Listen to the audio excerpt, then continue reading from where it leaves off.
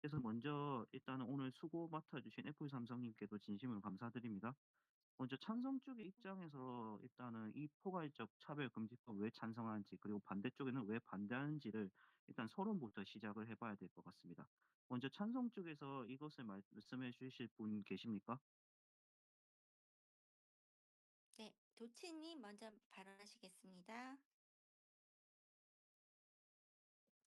네, 제가 이 토론에 참여한 이유는 포괄적 차별금지법에 대해서 오해를 많이 하시는 것 같아요. 그래서 그 오해를 조금이나마 풀어드리기 위해서 참여했고요.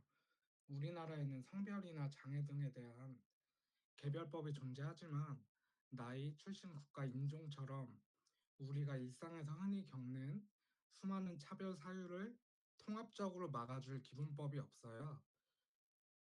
가장 큰 오해 중 하나가 이 법이 개인의 신앙이나 사생활을 규제하거나 차별한다는 거라고 생각해요. 그러나 차별금지법은 사적인 영역에는 개입하지 않아요. 회사 혹은 학교 같은 공적인 영역에서 발생하는 부당함에 대해서 다루고 있고요. 단순히 나와 다르다는 이유로 기회조차 얻지 못하는 불공정을 막자는 겁니다.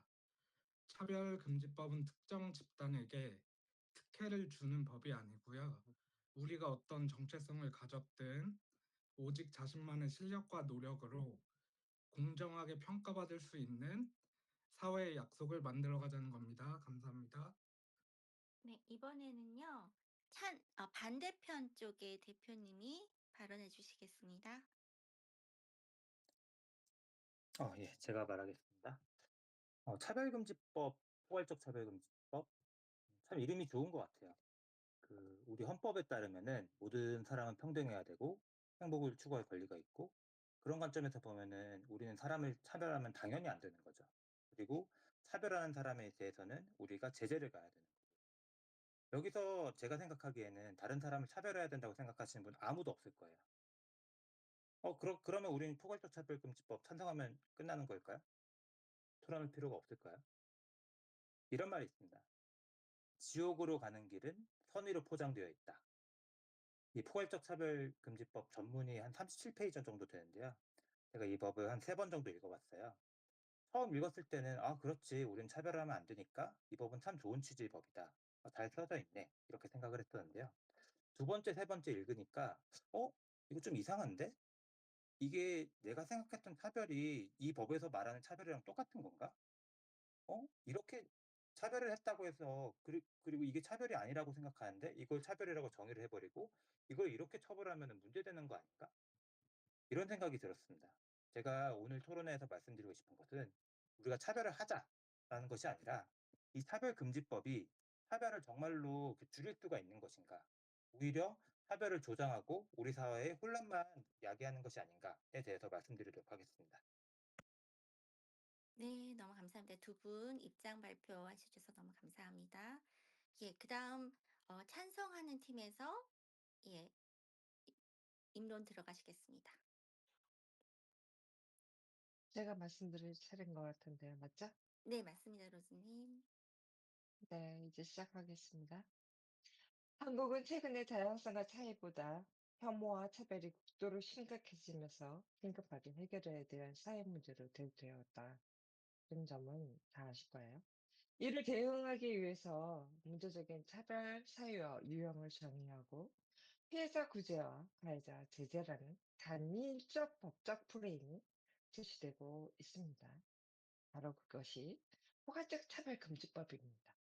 이는 세계인권선언 서문에서 나타나듯이 누구도 소외되지 않는 모두의 존엄과 권리가 평등하게 보장되는 세상을 위해 마련된 것입니다. 그런데 왜 개별 차별 금지법이 존재하는데 또 포괄적 차별 금지법을 필요하냐고 이거 질문할 수 있을 수 있을 거예요. 그 이유는 한 개인 안에는요, 여러 정체성을 갖고 있기 때문입니다. 여성이고, 비정규직이면서 성희롱 피해자이기자 성소수자인 경우, 다시 말해, 복합차별이 발생했을 시에 어떤 법을 적용해야 할까요, 여러분? 또한, 성소수자 차별은 어디서 구제를 받아야 하나요? 위 예시에서 보듯이 현행 법 체계에서 발생하는 공백과 비효율적인 법적 체계를 개선하고 모든 유형의 차별 철폐와 모든 사람의 평등을 위해 포괄적 차별금지법이 절실히 필요하다고 생각하면서 저는 적극 지지합니다. 네. 복합적 불평등이 있을 수 있다라는 점 말씀해 주셨고요. 그다음에 반대편에서 반론 들어가시기 바랍니다. 그럼 제가 해도 괜찮을까요? 네네, 양호님. 네. 일단 저 같은 경우에는 이 포괄적 차별금지법이라는 게 시행이 된다고 생각을 했을 때 엄청나게 혼란스러워지는 사람들 중에 한 명인데요. 왜냐하면은 저는 지방 출신이지만 현재는 서울에 주소를 가지고 있고, 그리고 대학교 자체로 봤을 때는 또 서울 출신 대학교면서 또 이제 어떻게 보면 사회적 약자로 이제 취급이 되는 여성이기도 이제 합니다. 그래서 저는 스스로가 포괄적 차별금지법에 의하면은 기득권이면서 동시에 사회적 약자인 그런 혼란스러운 상황에 처하게 되는데요. 이게 어떻게 보면은 당연한 것 같아요. 왜냐하면은 모든 사람들은 되게 복합적인 사회적 지위를 가질 수밖에 없는 상황이고, 그런 상황 속에서 약자이면서 동시에 강자이기도 한데, 본인의 입장을 생각하다 보면은 이게 차별인지도 모르면서 그런 말을 하는데, 이게 참 공격으로 느껴질 수도 있는 건데, 근데 강자라고 하기에는 또 약자이기도 한 그런 상황이 되는 거거든요. 그렇게 되면은 그 생각을 한 게, 약자끼리의 갈등이 오히려 심해질 수도 있고, 모두가 강자이면서 약자이기도 한 상황에서 이게 모든 법, 차별 관련 법을 하나로 뭉쳐 놨을 때 생겨날 혼란이 되게 걱정스럽습니다. 아, 네. 강자가 약자가 되기도 하고 약자가 도리어 또 강자가 되는 이러한 혼란이 있었을 때 말씀해 주셨는데요. 그러면 또 찬반 쪽에서 다시 들어가시겠습니다. 누가 하실까요? 저희 지금 제가 해도 될까요, 이제? 예예예. 네. 예, 저희 지금 서론 인트로덕션을 지금 하고 있는 걸로 알고 있고요. 본격적인 이제 반론이라든지 어떤 토의는 차후에 있는 걸로 알고 있거든요. 예, 시작하겠습니다. 지금 이제 한국에는 개별적 차별금지법이 시행되고 있고요. 이 법은 어떤 각각의 영역들이 있는 것 같아요. 영역들이 있어서 어떤 이 영역들의 통합이라든지 사유 이런 어떤 공백을 보완하는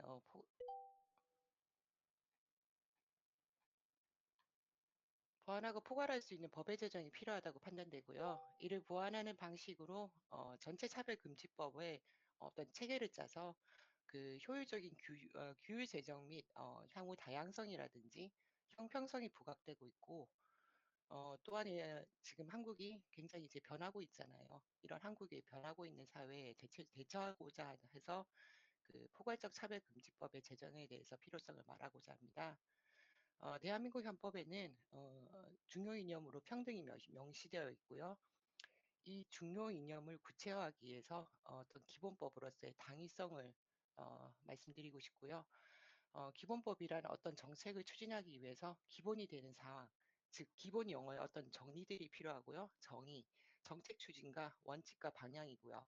이를 뒷받침할 수 있는 해외 사례들은 제가 차후에 논의하겠습니다. 네, 감사합니다. 아, 네. 아직까지는 인트로덕션이었군요. 그러면은 다른 편 인트로덕션 들어가시겠습니다. 다음 분 해주세요. 일단 신현수님 발언해 주십시오. 네. 저는 처음에 로즈님이 현행법의 법적 공백과 차기를 개선하기 위해서라고 말씀하셨는데, 저는 과연 이 포괄적 차별금지법이 시행이 된다면 지금 존재하고 있는 법적 공백이 메꿔진다고 보지 않거든요.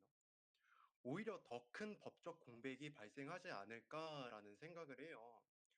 우리가 그 의안문 보면요. 2조 잠시만요.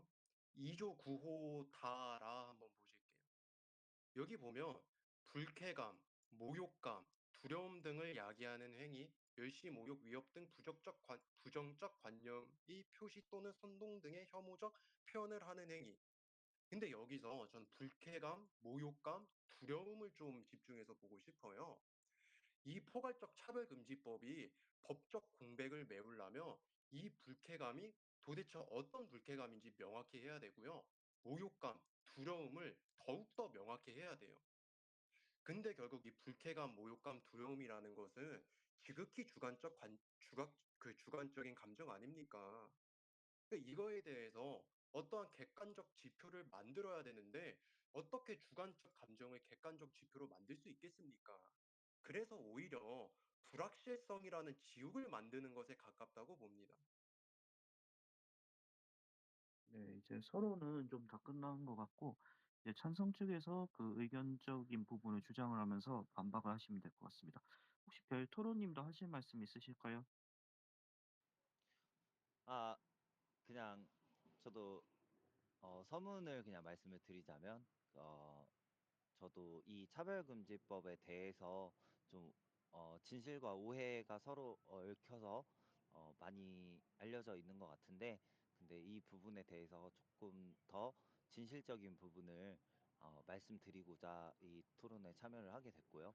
그래서 지금 다들 준비 많이 해오신 것 같은데 즐거운 토론 됐으면 좋겠습니다. 일단 이상입니다. 네, 감사합니다. 그러면은 본격적인 토론에 들어가겠습니다. 예. 찬성 측에서 먼저 들어가시면 되겠습니다.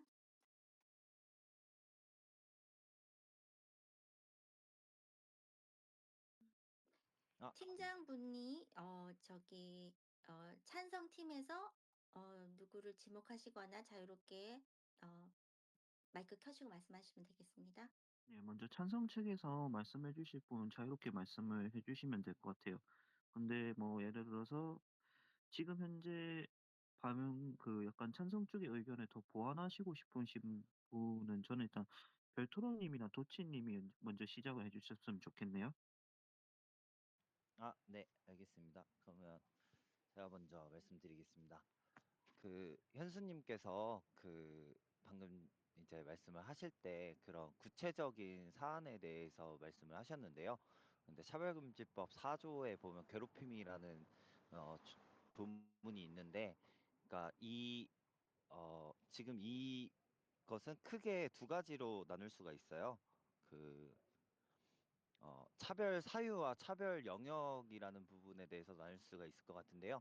차별 사유는 그 방금 신현수님께서 말씀해주신 뭐 부당한 대우를 하지 말라던가 요런 부분에서 그런 행위들을 하지 말라는 것인데요.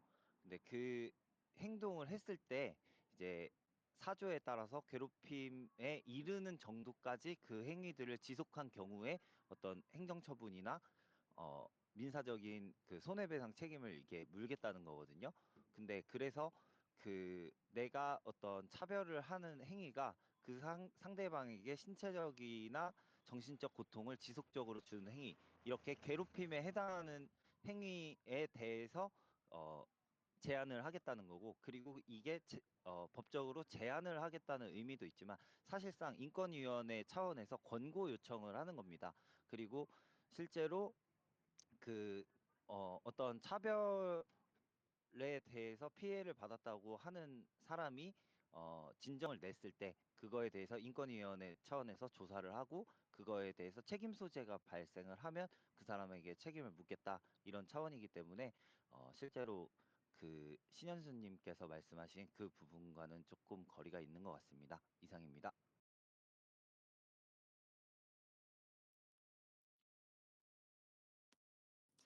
네, 그러면은 여기에 대한 반박을 반대편에서 들어가시면 되겠습니다. 여기 지금 올라오신 분이 야옹이님, 총통님 이렇게 계시는데요. 다른 분 여기 올라오실 수 있으신 분 계신가요? 바꾸시겠어요? 아니면은 여기 계신 분 중에서 말씀하시겠습니까? 네, 제가 현수님? 하겠습니다. 네, 알겠습니다. 그니까 그 괴롭힘이라는 행위는 우린 포커싱 해야 돼요. 그 괴롭힘. 괴롭힘이 어떠한 행위를 했을 때 괴롭힘인가? 이걸 좀 포커싱 하고 싶거든요. 그래서 제가 아까 2조 2조 9호에 다라 한번 살펴보시라고 말씀드렸는데 여기에 다가 불쾌감, 모욕감, 두려움 등을 야기하는 행위예요. 이걸 괴롭힘으로 보겠다는 거거든요.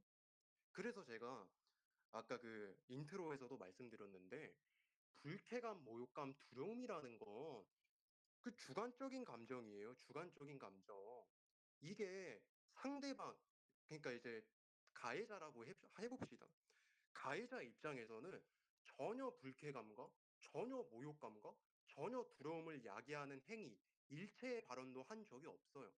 근데 피해자가 느꼈을 때 불쾌감, 모욕감, 두려움 등을 야기하는 행위라고 받아들이며 이게 그 구호에 있는 괴롭힘이라는 것에 해당이 된다는 거거든요. 그래서 거리가 있다라기보다는 저는 이 괴롭힘에 대한 해석이 지극히 주관적이라는 것에 대해서 오히려 모호한 상황이 펼쳐진다. 오히려 불확실성이라는 게 더욱더 극대화된다. 라고 말씀드리겠습니다. 근데 법 체계 자체가 그렇게 마련이 돼 있고요. 현행의 딴 곳에서도 그렇게 사용을 하고 있어요. 이제 어떻게 할지 모르겠다고, 어떻게 처벌할지 모르겠다고 하셨는데, 뭐 모욕죄나 명예훼손죄, 협박죄, 그리고 직장 내 괴롭힘, 스토킹 범죄, 이런 거에서 다 그런 모호한 표현이 써져 있고요. 저런 판례들을 유추해서 다 알 수가 있어요. 여러 가지 판례를 봤을 때 이 정도는 괴롭힘이고 이 정도는 괴롭힘에 포함되지 않고 다 알 수 있고, 이 법이 시행이 되면 정부에서 가이드라인을 배포할 거고요. 그거를 보고 사업주나 이제 기업에서 잘 대처할 수 있을 거라고 봅니다. 제가 말씀드릴게요. 그 불쾌감이 되게 주관적인 감정이라고 말씀을 드렸는데, 지금 도치님께서 말씀 주신 것은 다른 법도 그렇다라고 말씀을 주셨어요. 근데 사실은 불쾌감이 주관적이냐 아니냐는 이미 헌법재판소에서 판결이 난 상황이에요. 왜냐면은 2016년에 어떤 법이 있었냐면요. 방범죄처벌법이라는 법이 있었거든요. 여기 어떤 조항이 있었냐면은 여러 사람의 눈에 띄는 곳에서 공공연하게 알몸을 지나치게 내놓거나 가려할 곳을 내놓아 다른 사람에게 부끄러운 느낌이나 불쾌감을 준 사람을 처벌하라고 되어 있었어요. 이 조항이 삭제됐습니다. 왜냐하면은 헌법재판소에서 뭐라고 판결했냐면은 이 해당 조항이 그 명확성의 원칙에 위배된다. 뭐냐면은 불쾌감이라는 감정 자체는 사람마다 그리고 상황마다 달리 평가될 수밖에 없는 감정인데 이것을 객관적으로 기준을 설정한 것은 불가능하다. 따라서 이 항목은 위헌이다라고 결정이 나 있는 상황이에요. 따라서 이 불쾌감이라는 것이 주관적이 아니다라고 판단을 하려면은 일단 헌법재판소에서 따져봐야 될 것 같고요. 그리고 아까 도치님이 말씀하셨던 부분이 뭐냐면은 불쾌감 말고 다른 법에서도 이렇게 주관적인 감정을 중심으로 그 판단을 한다라고 말씀을 주셨는데 아까 스토킹을 예시를 주셨는데요. 스토킹에서 이제 그 뭐지 불안함을 야기하는 경우를 이제 그 정의를 한다고 말씀을 주셨는데 스토킹법을 잘 보시면요 불안감을 야기하는 경우에 대해서 상당히 구체적으로 법안에 써놓았어요. 어떤 경우에 이것이 불안감을 야기할 수 있는지에 대해서 이미 명시가 되어 있고 이렇기 때문에 불안감을 야기가 되었다라고 명시가 되어 있는데 이 법에서는 불쾌감이 어떤 형태, 왜 이렇게 어떤 상황에서 이렇게 그 불쾌감이 야기되었는지에 대해서 말이 없죠. 그렇기 때문에 이것은 주관적인 감정이다라고 분명하게 말씀드릴 수 있을 것 같습니다. 네, 일단은 저희가 숫자를 좀 맞추도록 하겠습니다. 3대3 숫자니까 로즈님께서 일단 아까 리슨으로 내려가신다고 이야기해서 로즈님 일단 내리고요. 그 다음에 찬성 쪽 반대쪽에서 의견이 많을 경우에 그 태그 매치를 하도록 하겠습니다. 그래서 찬성 쪽에서는 찬성 쪽에서 일단 태그 매치를 하시고요. 반대쪽은 반대쪽에서 태그 매치를 서로의 방에서 이야기를 해주시길 바라겠습니다. 예, 그 찬성 측이든 반대 측이든 말씀이 하실 분이 있으시면은 각 방에서 서로 그 확인이 된 다음에 그 손을 들어주시면은 각 방의 팀장이 올려드리는 걸로 하겠습니다. 예. 여기서 관련되게 하시고 싶으신 말씀이 로즈님이 있는데 다시 로즈님이 말씀하시고 내려가시든가 하겠습니다. 로즈님 더 올려드릴게요. 제가 일단 아, 네, 내려갈게요. 네. 감사합니다. 여기에서 포괄적 차별금지법에서의 괴롭힘의 혐오 표현에 해당되는 주된 이유가요. 그 괴롭힘이라는 게 어떤 특정 집단에 대한 편견을 바탕으로 해서 개인의 존엄성을 훼손하고 사회 참여를 어렵게 만들고 나아가 차별과 폭력을 정당화하거나 선동하는 혐오의 구체적인 행위로 보기 때문인 거예요. 이 괴롭힘이라는 말 자체가 주관적이기 때문에 어떻게 할 수가 없다라고 말씀을 하시는데, 어떤 분이 이제 그 얘기를 하셨듯이, 괴롭힘이라는 건 우리 법 체계 내에서도 어느 정도는 이것이 음, 약간 어느 정도의 판단의 근거로 삼고 있는 걸로 알고 있어요. 그래서 분명한 거는 괴롭힘이라는 건 혐오 표현의 일종인 거고요. 이거는 단순히 개인적인 감정, 주관적인 감정, 이게 아니라 사회적인 혐오를 조장하고 확산시키는 효과가 있기 때문에 여기서 지금 괴롭힘을 혐오 표현으로 간주하는 구체적인 이유인 거예요. 그런 죄송해요. 말만 하고, 네, 네, 죄송해요. 약간 논지가 달라진 것 같은데, 괴롭힘이 아니라요. 불쾌감에 대해서 네. 얘기를 하고 있습니다. 그러니까 괴롭힘이 아까 추상적이라는 게 아니라 불쾌감이라는 것이 추상적이라는 말씀을 드린 거예요. 네, 알고 있는데요. 아까 괴롭힘에 대해서 말씀을 어느 분이 하셨기 때문에 제가 저기 타이밍을 놓쳐가지고 지금 말씀드리는 거예요. 이제 내려갈게요. 네. 그리고 반대측에서 이야기해 주시기 바랍니다. 야옹이님이나 식개불러님께서 말씀해 주셔야 될 것 같네요. 그러면은 제가 한번 발언을 해보겠습니다. 어, 이게 이미 말씀하시는 거를 듣자니 이미 법 체계 내에서 이제 괴롭힘에 대한 정의는 되어 있는 걸로 이제 파악이 되는데요. 이제 그렇다면은 이렇게 따로 새로운 법을 만들어 가지고 괴롭힘에 대한 정의를 이제 한 번 더 한다는 거는 사실 제가 알기로는 판례 또한 어떻게 보면은 하나의 이제 좋은 법처럼 거의 인정이 되기도 해서 어 이렇게 한 번 더 법을 만들고 이제 하는 거는 조금 인력 낭비 아닌가 하는 생각이 드는데 여러분 어떻게 생각하시는지 궁금합니다.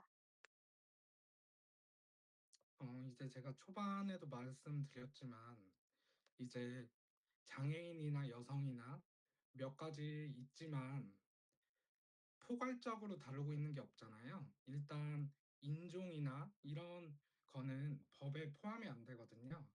그리고 복합차별이라고 해서 이제 여성이면서 장애인일 때 차별을 받으면 이제 기간이 다를 때 인력 낭비나 사회적 비용이 더 발생하고 그 이제 차별을 받은 사람이 좀 더 불편한데 한 기관에서 종합해서 이제 처리를 할 때는 훨씬 빠르고 좋을 수 있겠죠.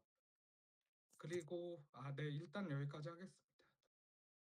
반대측에 이제 지금 식개불러님께서 발언을 안 하셨으니까 식개불러님 발언해 주시죠. 민초 수호자님이 혹시 차별금지법을 찬성하시는 측이신가요? 네. 아니요. 예, 네, 차별금지법을 민초님은 찬성하시는 찬성이 분이세요? 있어요. 지금 말씀하신 게 정확히 차별금지법을 반대해야 되는 이유를 주신 것 같거든요. 그러니까 우리가 구별이랑 차별이랑 헷갈려서는 안 돼요. 뭐 학력 같은 경우도 그렇고요. 뭐 국적별로도 그렇죠. 우리가 일을 더 원활하게 사회가 원활하게 돌아가기 위해서 그들을 구별하는 행위를 차별로 잘못 이용하시면 안 되거든요. 지금 말씀하신 게 그런 구별을 해놔야 사회가 더 잘 돌아가고 사회적 비용이 덜 든다라고 말씀하셨는데 정확히 그런 이유로 우리가 구별을 하는 건데 몽땅 그려갖고 26가지 항목을 나누는 자체가 차별 말하고 있잖아요. 제가 이거를 아까 찾아봤는데 이 26가지 한 게 성별, 장애, 병력, 뭐 인종, 피부, 그리고 학력, 재력, 재산소득 뭐 이런 걸로 26가지예요. 이런 것들을 구별하지 말라, 이런 걸로 구별하지 말라고 하는 게 이 법안의 취지거든요. 너무 포괄적이라는 거죠. 우리가 사회를 유지하기 위해서 최소한의 판단이 들어가야 되는데 그 판단 자체를 금지를 시킨다는 점에서 이 차별금지법이 차별을 예방하는 게 아니라 사회의 판단 자체를 금지시킨다라고 생각을 하기 때문에 차별금지법을 반대하는 거거든요. 그럼 예를 들어 우리가 학벌 같은 거는 어떻게 할까요? HR 어떤 회사에서 HR 부서를 뽑는데 당연히 4년제 이상이 필요하겠죠. 그거는 전문가 수준의 심리학을 배우던가 아니면 경제 전문가가 지원할 수 있는 부서인데 그 학벌을 하려고 대학 졸업자들만 받는다고 공고를 냈을 때 그런 것을 구별하지 말라. 그 구별하면 차별이다라고 차별금지법에서 나와 있어요. 그러면 그런 것들은 어떻게 우리가 구별할 수 있을까요? 일단 일단 그러니까 잠시만요. 저희가 원래 규칙은 한 명이 말하면 한 명이 이렇게 여러 명이 돌아가면서 이야기하는 겁니다. 그래서 별토로님이 말씀하시고요. 그다음에 식계불러님은 마이크를 조금만 점검해 주세요. 마이크 잡음이 너무 심해서요. 별토로님 예, 말씀해 주세요. 알겠습니다. 네, 일단 그 차별금지법에서 하고 있는 그 중요한 부분들이요. 고용, 승진, 해고, 그리고 공공 서비스 이용, 그리고 교육에서의 차별, 그리고 법적 제도에서의 차별을 금지하고 있는 게 핵심이고요. 그 영역에서의 차별되는 행위에 대해서 차별금지법을 적용하겠다는 거고요. 그리고 이거는 실제적으로 어떤 형사법적인 성격을 띠고 있는 게 아니라 국민의 기본권과 관련된 성격을 띠고 있어요. 그래서 국가가 해야 될 어떤 어떤 개인이 그 차별을 받았을 때 그 피해로 인해서 국가가 그 대상에 대해서 어떤 책임을 져야 되는가. 그래서 그 차별이 되지 않게끔 어떤 시설을 만들거나 그 제도적 장치를 마련하거나 그 책임 소재에 대한 그 책임 규정을 명확하게 하거나 요런 부분에 대해서 국가로서 어떤 것들을 할 수 있는지를 정해놓자라는 취지가 강하고요. 그래서 실제적으로 이게 어떤 개인에 대해서 형사적 처벌을 강요를 하는 게 아니라 그런 상황이 만들어지지 않게끔 권고 시정 조치를 통해서 그 동안에도 지금 법이 없는 게 아니에요. 국가인권법 그 2조에 보면은 그 우리 헌법 11조에 나와 있는 조항이랑 거의 흡사하게 그런 조항들이 만들어져 있어요. 근데 지금 여기서 이 단어나 이런 것들이 쟁점이 되고 있는데 그렇다면 보시죠. 모욕죄가 있거든요, 형법에. 그러면 공연히 사람을 모욕한 자는 모욕죄로서 처벌하게끔 되어 있는 게 모욕죄예요. 그러면 공연히 사람을 모욕하는 행위가 어떤 행위죠? 근데 이렇게 지금 있는 법들도요, 그, 어, 그 조문에 따라서 해석하는 사람에 따라서 해석이 다를 수가 있는데 그게 일정한 판결이 우리가 판례로서 남아있기 때문에 그것의 유추 해석을 통해서 그 적용할 수 있는 범위가 있기 때문에 그 괴롭힘에 대해서 우리가 그냥 추상적으로 생각을 한다던가 그런 게 아니라 실제 판례로서 나와 있는 것들로 적용을 하는 거기 때문에 문제가 없다고 생각합니다. 저 이상입니다. 혹시 발언 괜찮을까요? 네, 괜찮습니다, 영님. 사실 별토론 달토론님께서 이제 말씀하신 그 논리가 저에게 되게 도움이 되고 있는데요. 왜냐하면은 저는 그 차별금지법 자체가 이렇게 그 부작위를 강요하고 있다고 생각해요. 별토론 달토론님께서는 부작위보다는 적극적으로 어떤 행동을 하는 거에 대해 중요성을 말씀해 주셨지만요. 저는 그런 의미에서 이런 차별금지법보다는 오히려 이런 차별을 이겨내기 위해서 적극적으로 이제 행동할 수 있는 그런 법들을 더 만들어 나가는 게 중요하다고 생각해요. 특히 이제 별토론 달토론님께서 말씀하신 부분 중에서 그 장애인 이동권에 대한 부분이 또 이제 되게 중요한 화두가 될 것 같은데요. 이 차별금지법을 봤을 때는 이제 그냥 그 장애인이 타려고 할 때 이제 탑승을 못하게 하면은 그냥 버스 기사가 그냥 법정에 가는 거 아니겠지만 어쨌든 그런 이제 제재를 받게 되겠죠. 근데 저는 그게 문제가 아니라 그 우리나라에서 그런 그 계단으로 되어 있는 그런 이제 휠체어를 싣기에 너무 어려운 이제 그런 버스가 다니고 있는 실정에서 이제 휠체어도 편하게 실을 수 있는 저상 버스를 만들어 나갈 수 있는 법을 만드는 게 더 중요하다고 생각하지. 오히려 혐오를 주장하는 차별금지법은 더 그 사회가 병들어 나가는 방향이라고 생각해요. 찬성층 먼저 얘기할 건가요? 네, 찬성측 이야기해야 될 것 같습니다. 제가 지금 발언해도 될까요? 네. 야오이님 말씀이 어떤 측면에서 오히려 혐오를 조장하는 것을 사전에 좀 막아보자라는 취지로 이렇게 만든 법안인데, 어떤 근거로 혐오를 조장하신다고 말씀을 하시는지, 저는 이해를 할 수가 없네요. 그래서 다시 한번 좀, 무슨 근거로 혐오 조장을 한다, 라고 그렇게 판단을 하시는지 여쭤보고 싶네요. 저 먼저 말을 할게요. 아까 이제 그 모욕죄를 말씀하시면서 우리 차별금지법이 그 주관적인 감정에 대해서 그 판단하는 것이 아니다. 다른 법들도 주관적인 감정에 대해서 다루고 있다라고 말씀을 주셨어요. 여기에 대해서 다시 한번 말씀을 드리면은 이미 헌재에서 판례가 난 거예요. 그 불쾌감이라는 것은 상당히 주관적인 감정이다라고 판결이 난 상이고, 모욕죄가 언제 제정됐냐면요. 1950년대에 제정됐어요. 그리고 제일 대표적인 법이 비슷한 그 주관적인 그 감정을 다루고 있는 법이 성범죄법이 있죠. 성범죄 같은 경우에는 1990년대 제정됐어요.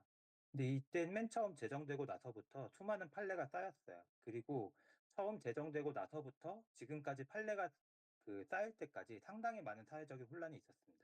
특히 이제 성범죄법 같은 경우에는 이 성적 수치심이 무엇이냐에 대해서 상당히 많은 논란이 있었고, 그 와중에서 그 성범죄와 관련해서 이제 그 재판이 있을 때마다 이것을 그 성적 수치심을 어디까지 봐야 되냐에 대해서 재판마다 상당히 좀 다른 판결을 내놓고, 그러면서 이제 사회적인 혼란이 가중되었던 그런 법들이에요. 무슨 말씀을 드리고 싶냐면은, 이렇게 지금 모욕죄나 뭐 성범죄법에서 그 주관적인 감정을 다루고 있다고 말씀을 주시는데, 이것은 상당히 안 좋은 사례였기 때문에 우리가 다시는 해서는 안 되는 그런 법들이지, 그것이 우리가 저 법에서도 하고 있으니까 우리는 이번에도 해도 괜찮아 라고 하면 안 되는 그런 사례입니다. 일단 그게 괜찮다는 게 아니고요. 아까 신현수님이 모호하다, 그래서 어떻게 처벌될지 모른다, 이런 식으로 말씀을 하셔서 이제 딴 법에서 이 정도로 시행되고 있으니까 그 법을 보면 어떻게 적용되는지, 어떤 이유로 어디까지 처벌이 되는지 이런 걸 알 수 있다는 의미에서 말씀드린 거고요. 식계블러님한테 말씀드리고 싶은 게 아까 제가 24개 분야 말씀하셨잖아요. 식계블러님이. 제가 하고 싶었던 말은 흑인 같은 경우에는 지금 법이 없어요. 그리고 그렇다 보니까 법의 보호를 못 받고 있는데 24가지 분야를 넣어서, 그리고 넣었을 때 이제 제가 흑인이면서 장애인이면 지금은 장애인인 걸로만 처벌을 할 수 있겠죠. 근데 이 법이 통과되면 둘 다 이제 법적 보호를 받을 수 있는 거예요. 그리고 HR 뭐 이런 얘기 하셨는데 그 법조문에 보면 정당한 차별이라는 게 있거든요. 그래서 뭐 법무사 시험이나 회계사 이런 거는 특정 시험을 볼 수 있는 요건이 있어요. 회계사 같은 경우에 뭐 강의를 어느 정도 듣고 이런 게 있는데요. 그래서 그거는 정당한 차별로 볼 것이기 때문에 차별이 아닙니다. 아, 아까 잠시만요. 신현수님께서 발언하고 싶으신 것 같았는데, 지금 반대편에서 누가 먼저 말씀하실까요? 저 그냥 딱 하나만 짚어도 될까요? 아까 네네, 말씀해 주세요. 티켓볼러님한테 질문 드린 거니까 저는 모호해서 어떻게 처벌될지 모른다라고 말씀드린 게 아니라 모호한 기준으로 처벌하는 점을 문제 삼은 거예요. 이 괴롭힘이라는 것에 불쾌감, 모욕감, 두려움, 지극히 주관적인 감정, 지극히 추상적인 감정을 괴롭힘이라 정의하는 것에서 처벌한다는 걸 문제 삼은 거지. 이것들이 모호하기 때문에 어떻게 처벌될지 모른다는 점을 제가 문제 삼은 게 아닙니다. 이 자, 이 그러니까 부분에 대해서 반대쪽에 제가 좀 의견을 제시하고 싶은데, 저는 원래 찬성 쪽인데 지금 방장님이 안 오셔가지고 지금 사회자 여러분, 혹시 제가 이 부분에서 말씀을 드려도 될까요? 총통님께 말씀드리고 싶네요. 예, 말씀 주십시오. 예, 먼저 신현수님께서 처음 지적하시고 총통님께서 처음 지적하신 부분은 동의해요. 맞는 부분인데, 이게 근데 제가 법안에 대해서 오해점이 있으신 것 같아서 말씀을 드리지만은, 그 총통님이 말씀하신 사항이나 그 신현수님이 말씀하신 사항은, 즉 개별이 그것을 해가지고 처벌한다는 게 아니라, 우리가 이 손수위원회 원래 만들어진 법안의 취지의 내용에서 봤을 때 조건이 형성이 돼야 돼요. 즉 개인이 흑인을 싫어한다, 흑인을 모욕한다 해서 이 법으로 처벌을 할 수가 없죠. 그건 형법으로 처벌을 해야 되는 부분입니다. 그래서 제가 말씀드리고 싶은 거는 손수의원의 원래 취지 안으로 제가 말씀을 드릴게요. 차별의 영역이나 서비스의 영역, 그다음에 고용과 해고, 그리고 교육의 영역, 법의 영역에서 이게 해당이 되는 부분이에요. 즉 중국인들에 대한 혐오나 교회적인 단체에서 중국인들을 물러가라 이렇게 해야 처벌적인 규정에서 강화가 되는 거지, 개인 내에서 내가 흑인이 싫어, 흑인 니그로 이런 표현을 쓴다 해가지고 처벌을 하지는 않아요. 그래서 이 안에 대해서는 약간 좀 우리가 혼돈이 있는 것 같아서 그 부분을 말씀드리고 싶네요. 저 아까 질문 들어온 거 있어가지고 한번 좀 지났지만 말씀드려도 괜찮을까요? 그러십니까? 예, 말씀해 보십시오. 네, 잊으셨을 것 같지만, 아까 로즈님께서 차별금지법 자체가 혐오를 조금 지양하기 위해서 만들어지고자 하는 법인데, 그게 어째서 오히려 혐오를 조장하겠느냐라고 질문을 주셨어요. 근데 저는 그렇게 얘기를 한 이유가 뭐냐면, 아까 장애인 이동권 얘기를 하면서 버스 얘기 드렸는데요. 지금 제가 서울에서 버스를 타고 다니다 보면 실제로 계단 엄청 다리 찢기 하는 수준으로 하면서 올라가야 되는 세 칸 계단 있잖아요. 이제 그렇게 되어 있는 버스가 엄청 많아요. 이제 그런 상황과 그리고 이제 한국인 특유의 성미가 급한 그런 것이 합쳐져 가지고 사실 휠체어를 태우기에 되게 힘든 구조긴 하거든요. 근데 이제 그걸 가지고 이제 포괄적 차별금지법이 시행돼 가지고 이제 장애인을 태우기 힘든 버스에서 장애인을 못 태웠다라고 하면은 이게 기사는 계속 오히려 더 저 사람 때문에 진짜 태우기 너무 힘든 구조의 버스인데 저 사람 때문에 내가 이렇게 제재를 받고 이제 그렇게 된다 하면서 오히려 더 장애인을 차별하는 결과를 낳을 거라고 생각했고, 그렇기 때문에 이제 이런 금지를 하는 방향보다는 적극적으로 차별을 개선할 수 있는 저상 버스 같은 걸 만드는 게 오히려 더 중요하다고 말씀드린 거예요. 네. 제가 말씀드릴게요. 양홍이 님이 말씀을 하시는 걸 이렇게 들어보니까, 네, 결론은 그게 좋아요. 근데 이제 포괄적 차별금지법을 만들면 여러분들이 많이 오해하시는데요. 이게 이 법 자체가 전 사회적으로 이제 엄청난 변화를 가져올 법안이거든요. 예를 들어서 지금 이제 말씀하셨는데, 계단식으로 되어 있는 이 장애인들이 사용할 수 없는 이 버스, 이런 버스는 앞으로 우리 눈에 사라질 겁니다. 어떤 말씀이시냐면, 시설이 바뀔 거라고요.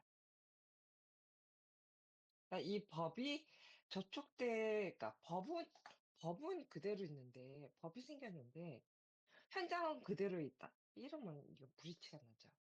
근데 법이 이렇게 바뀌면 그 법에 부합되도록 모든 시설들이 바뀌게 돼 있어요. 그리고 실제로 제가 외국에서도 그런 식으로, 그러니까 버스라 이런 경우에 장애인들이 전혀 불편함이 없이 휠체어를 타고 내리고 할 수 있는, 그러니까 그 운전자가 나와서 모든 걸 다 그 책임지고 그 행위를 다 해요. 그러니까 하나의 법이 그 사회를 이렇게 바꿔놓는 거예요. 그래서 법 따로, 그다음에 현실 따로, 이게 아니다라는 거를 다시 한번 말씀드리면서 오해가 있으신 것 같다, 이렇게 말씀드리고 싶네요. 네, 또 알겠습니다. 한마디 좀 말씀드릴게요. 아까 소쿠리님께서 법을 잘못 이해하고 계시다라고 말씀 주셨고, 제가 별토로님께서 아까 말씀 주셨는데, 이 법이 적용되는 범위에 대해서 말씀을 주셨어요. 의무제공계약의 체결, 재화용역의 공급이나 이용, 그리고 교육과 관련된 거, 그리고 법령과 관련된 거, 이 네 가지에서 적용된다고 말씀 주셨는데요. 거기에 더 추가적으로 적용되는 법입니다. 이거는 보시면요, 45조의 괴롭힘이 금지로 돼 있어요. 그래서 특정 집단에 대해서 그 괴롭힘을 하는 거. 근데 그 괴롭힘에 대해서 이미 말씀드렸죠. 이 괴롭힘이라는 것이 그 안에 있는 불쾌감이라는 것이 상당히 좀 주관적이다라고 말씀드렸고, 아까 도치님께서 이거는 다른 법을 통해서 충분히 유치를 할 수 있다고 말씀을 주셨는데, 제가 말씀드렸어요. 이미 다른 법 같은 경우는 이미 판례가 쌓여 있기 때문에 유추가 가능한 거고요. 그 법들조차도 판례가 쌓이기 전까지는 상당한 많은 사회적 혼란이 있었어요. 그렇기 때문에 주관적인 관점을 기준으로 우리가 그 법을 만들 때는 최근에는 상당히 구체적으로 그 명시를 해놓습니다. 아까 제가 말씀드렸던 게 스토킹 처벌법이었죠. 이 내가 느끼는 불안감이라는 것을 단순히 불안감이라고 써놓은 것이 아니라 요런 상황에서 불안감을 느꼈기 때문에 불안감이다라고 상당히 구체적으로 써놓았어요. 근데 이 법은 그렇게 안 하고 단순히 그냥 그 불쾌감이라고 한다고 말씀을 드렸죠. 또 하나 가지가 더 있는데요. 이 법은 그 방금 말씀하셨던 뭐 노무제공계약, 뭐 재용역 이쪽뿐만 아니라 특정 개인이나 집단 분리 관련해서 광고 행위를 금지하고 있는데요. 여기 광고 행위가 우리가 일반적으로 생각하는 애드버타이즈먼트가 아니라 내가 인터넷에 게시글 쓰는 거, 이것도 광고 행위에 포함됩니다.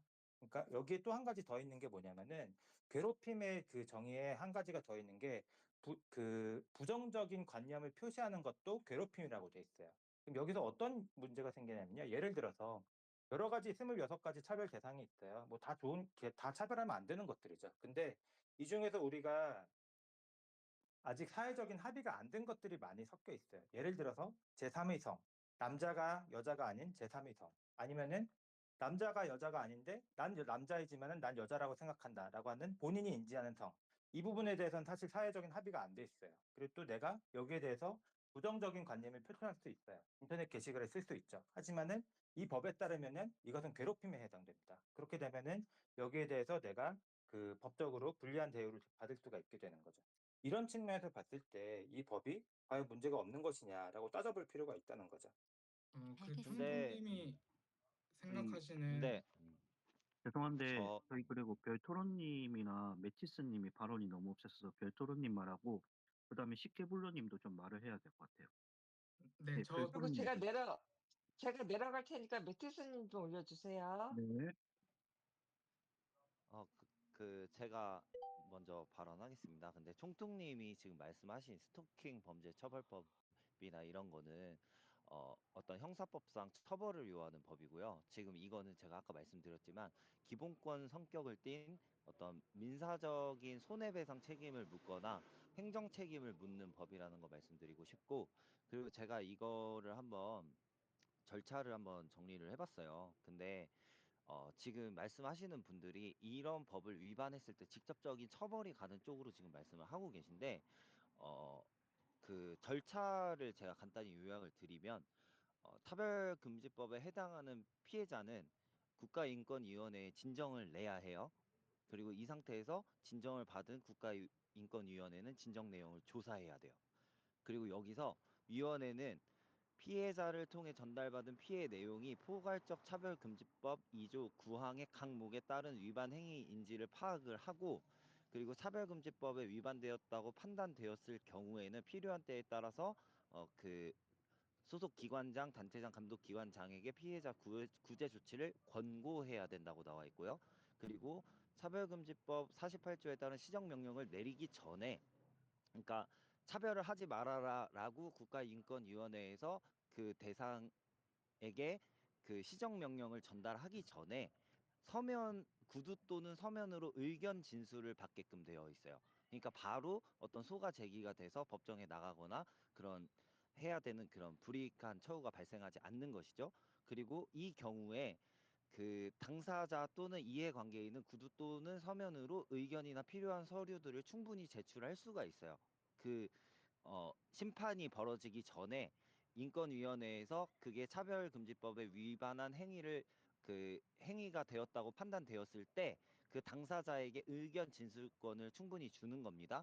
근데 의견 제출에도 불구하고 위원회가 봤을 때 이거는 차별금지법 위반에 해당된다고 하면 당사자나 이해관계인은 30일 이내에 사유를 갖춰서 위원회에 이의 제기를 할 수 있어요. 이게 정확히 뭐냐면 우리가 교통사고 났을 때 보험 처리를 하잖아요. 근데 보험사 과실 비율을 이렇게 따질 때 그 내가 사고를 냈는데 그 보험사에서 100대 0이야 라고 주장을 한다고 해서 100%의 책임을 지는 게 아니라 이걸 내가 불복했을 때는 이의 제기를 통해 그 분심위까지 가서 거기서 최종적으로 결정이 난 그 판단에 대해서 내가 책임을 지는 거거든요.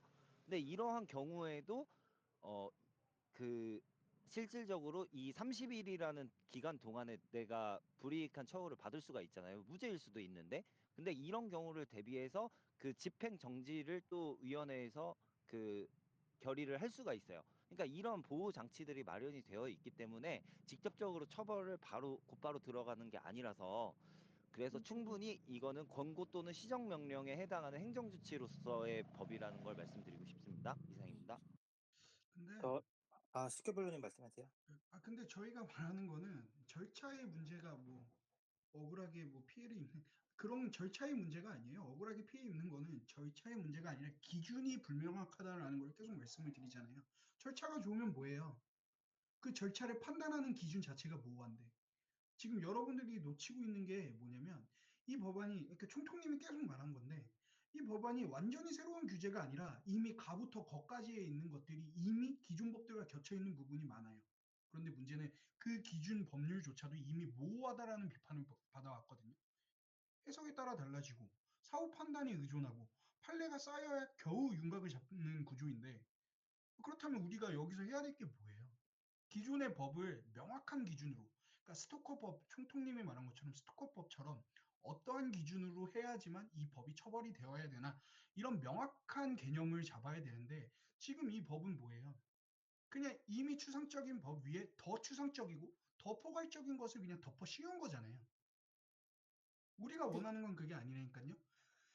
이게 차별이 금지를 되려면 어떤 것이 차별인지, 어떠한 문제를 야기하는지, 그래서 어떠한 대가를 치러야 되는지에 대한 기준이 명확하고 그걸 사회 모두가 동의를 할 수 있어야 되는데 그게 아니라 그냥 뭉뚱그려서 26가지의 이거 그냥 차별이야. 이거 하면 안 되는 행동이지.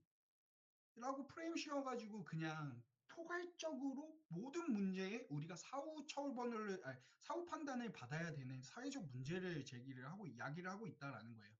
별토론 달토론님이 말한 그 절차라는 게 얼마나 복잡하고 얼마나 깁니까? 근데 그런 것들이 기준 맞습니다. 없이 26가지에 있어서 모두 다 누군가가 문제를 삼으면 그것을 해명해야 되는 그 절차를 다 따라야 된다는 거거든요. 네. 이게 사회 아까 문제를 그냥 야기시키는 거 외에는 무슨 그 이득이 있습니까? 독일의 에이지지 법도 그래요. 잠시만요. 잠시만요. 식교변호님. 제가요, 시간을 아까 총통님부터 한 2분 30초에서 조금 늘렸거든요. 다시 좀 한 2분 안으로 조금 해결해 주시기 바랍니다. 네, 그 다음 발언하실 분 계속 이어가시면 됩니다. 일단 총통님이나 신현수님이 처벌이라는 용어를 쓰시는데 제가 헷갈리거든요. 그 형사적인지 민사적인지 용어를 좀 그렇게 선택을 해서 말씀해 주시고요. 그 별토로님이 말씀을 주신 게 여러 구제 수단이 있다는 거예요. 일단 형사적 처벌을 받으려면 그 고의성, 지속성, 반복성이 있고 이제 인권위에서 시행 권고를 했는데 그걸 무시하고 계속 해야 되고요. 그랬을 때 그 이후에 여러 절차가 있다는 거예요. 그래서 지금 노동 쪽에서도 이런 일들이 여러 가지 이루어지고 있거든요. 그래서 지금 사장님들은 어느 정도 예전에 국가에서 지정한 가이드라인을 받았고 거기에 대해서 잘 시행하고 계세요. 그래서 초반에는 좀 혼란이 있을 수 있지만 좀만 지나면 다 혼란은 어느 정도 없어질 거라고 보고요. 네, 일단 여기까지 할게요. 감사합니다.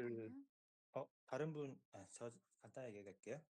별토로님께서 절차가 상당히 잘 되어 있다라고 말씀을 주시면서 절차를 되게 상세하게 설명해 주셨는데요. 그 일반적인 행정법 절차예요. 모든 그 행정과 관련된 법들은 그런 절차를 따르게 돼 있어요. 그럼 괜찮은 거네라고 말씀하실 수 있겠는데 그 모든 행정법 절차보다 훨씬 더 간소화되어 있는 것이 이 법안입니다. 예를 들어서 말씀을 드릴게요.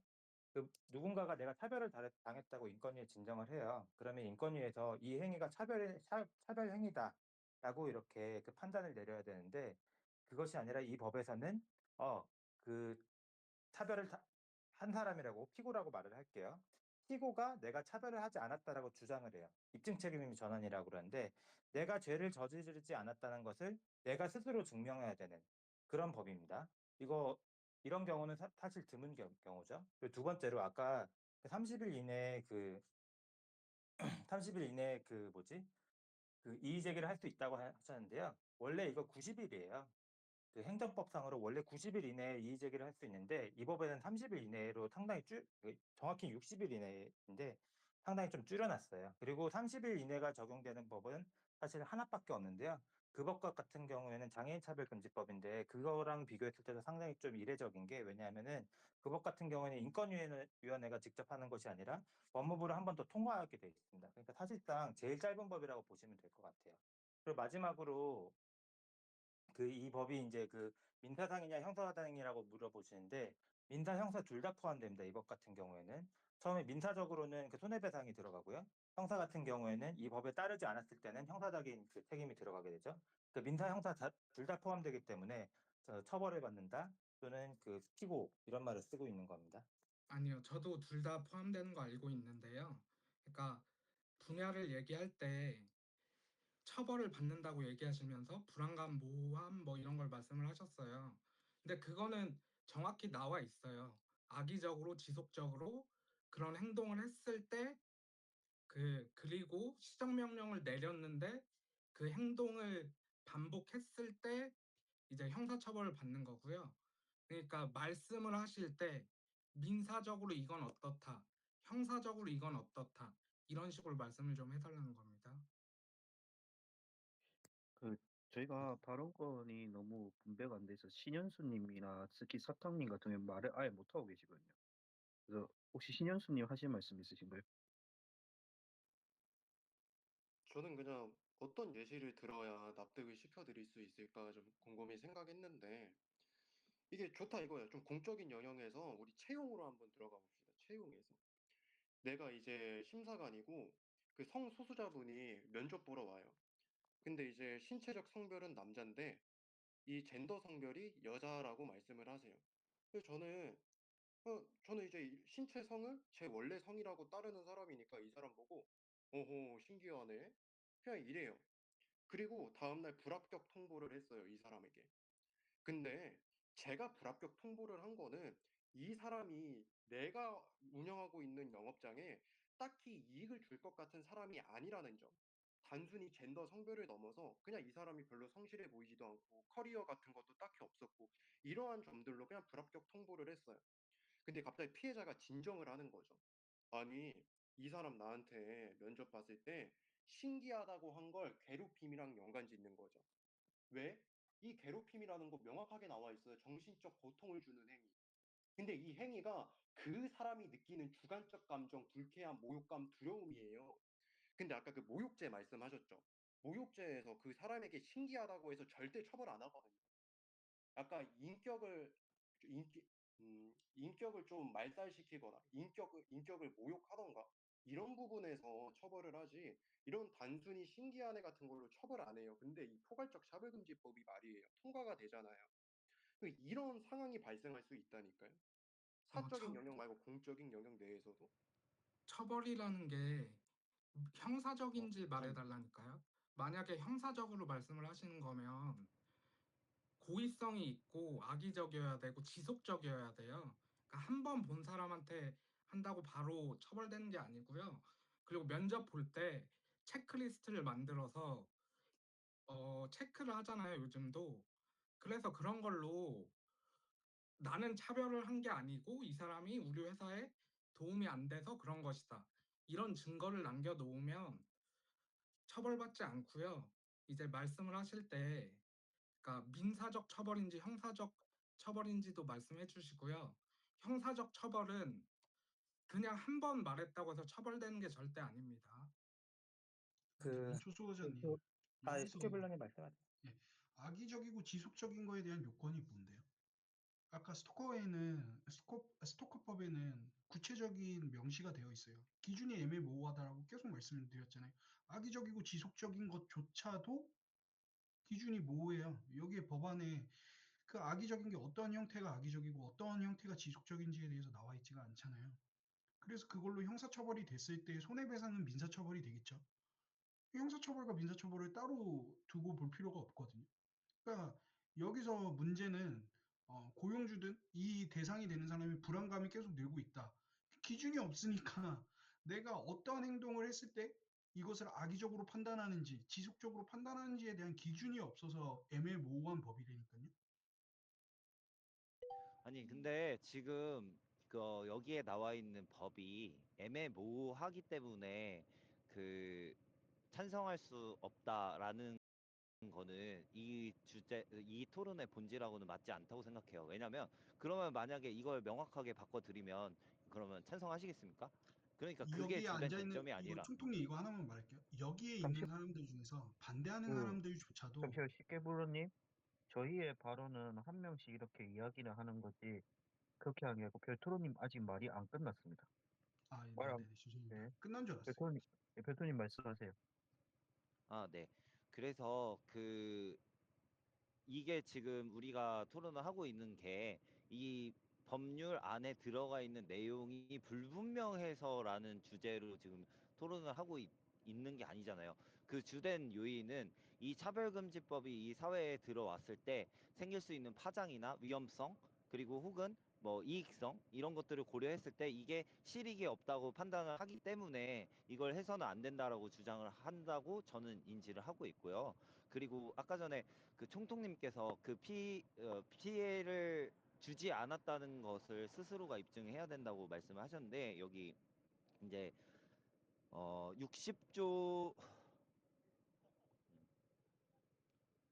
60조에 보시면은 이 법률과 관련된 분쟁의 해결에 있어서 차별에 해당하는 행위가 있었다는 사실은 차별 행위를 당하였다고 주장하는 자가 입증해야 된다고 나와 있어요. 이 얘기인 즉슨 인권위원회에 진정을 할 때 내가 피해를 받았다는 부분에 대해서, 예를 들면 아까 전에 신현수님 입장까지 포함을 한다고 하면 그 말을 들었고 그 맥락에 대해서 내가 녹취를 했다던가 이런 구체적인 근거를 가지고 이걸 진정을 내야 되는 거고요.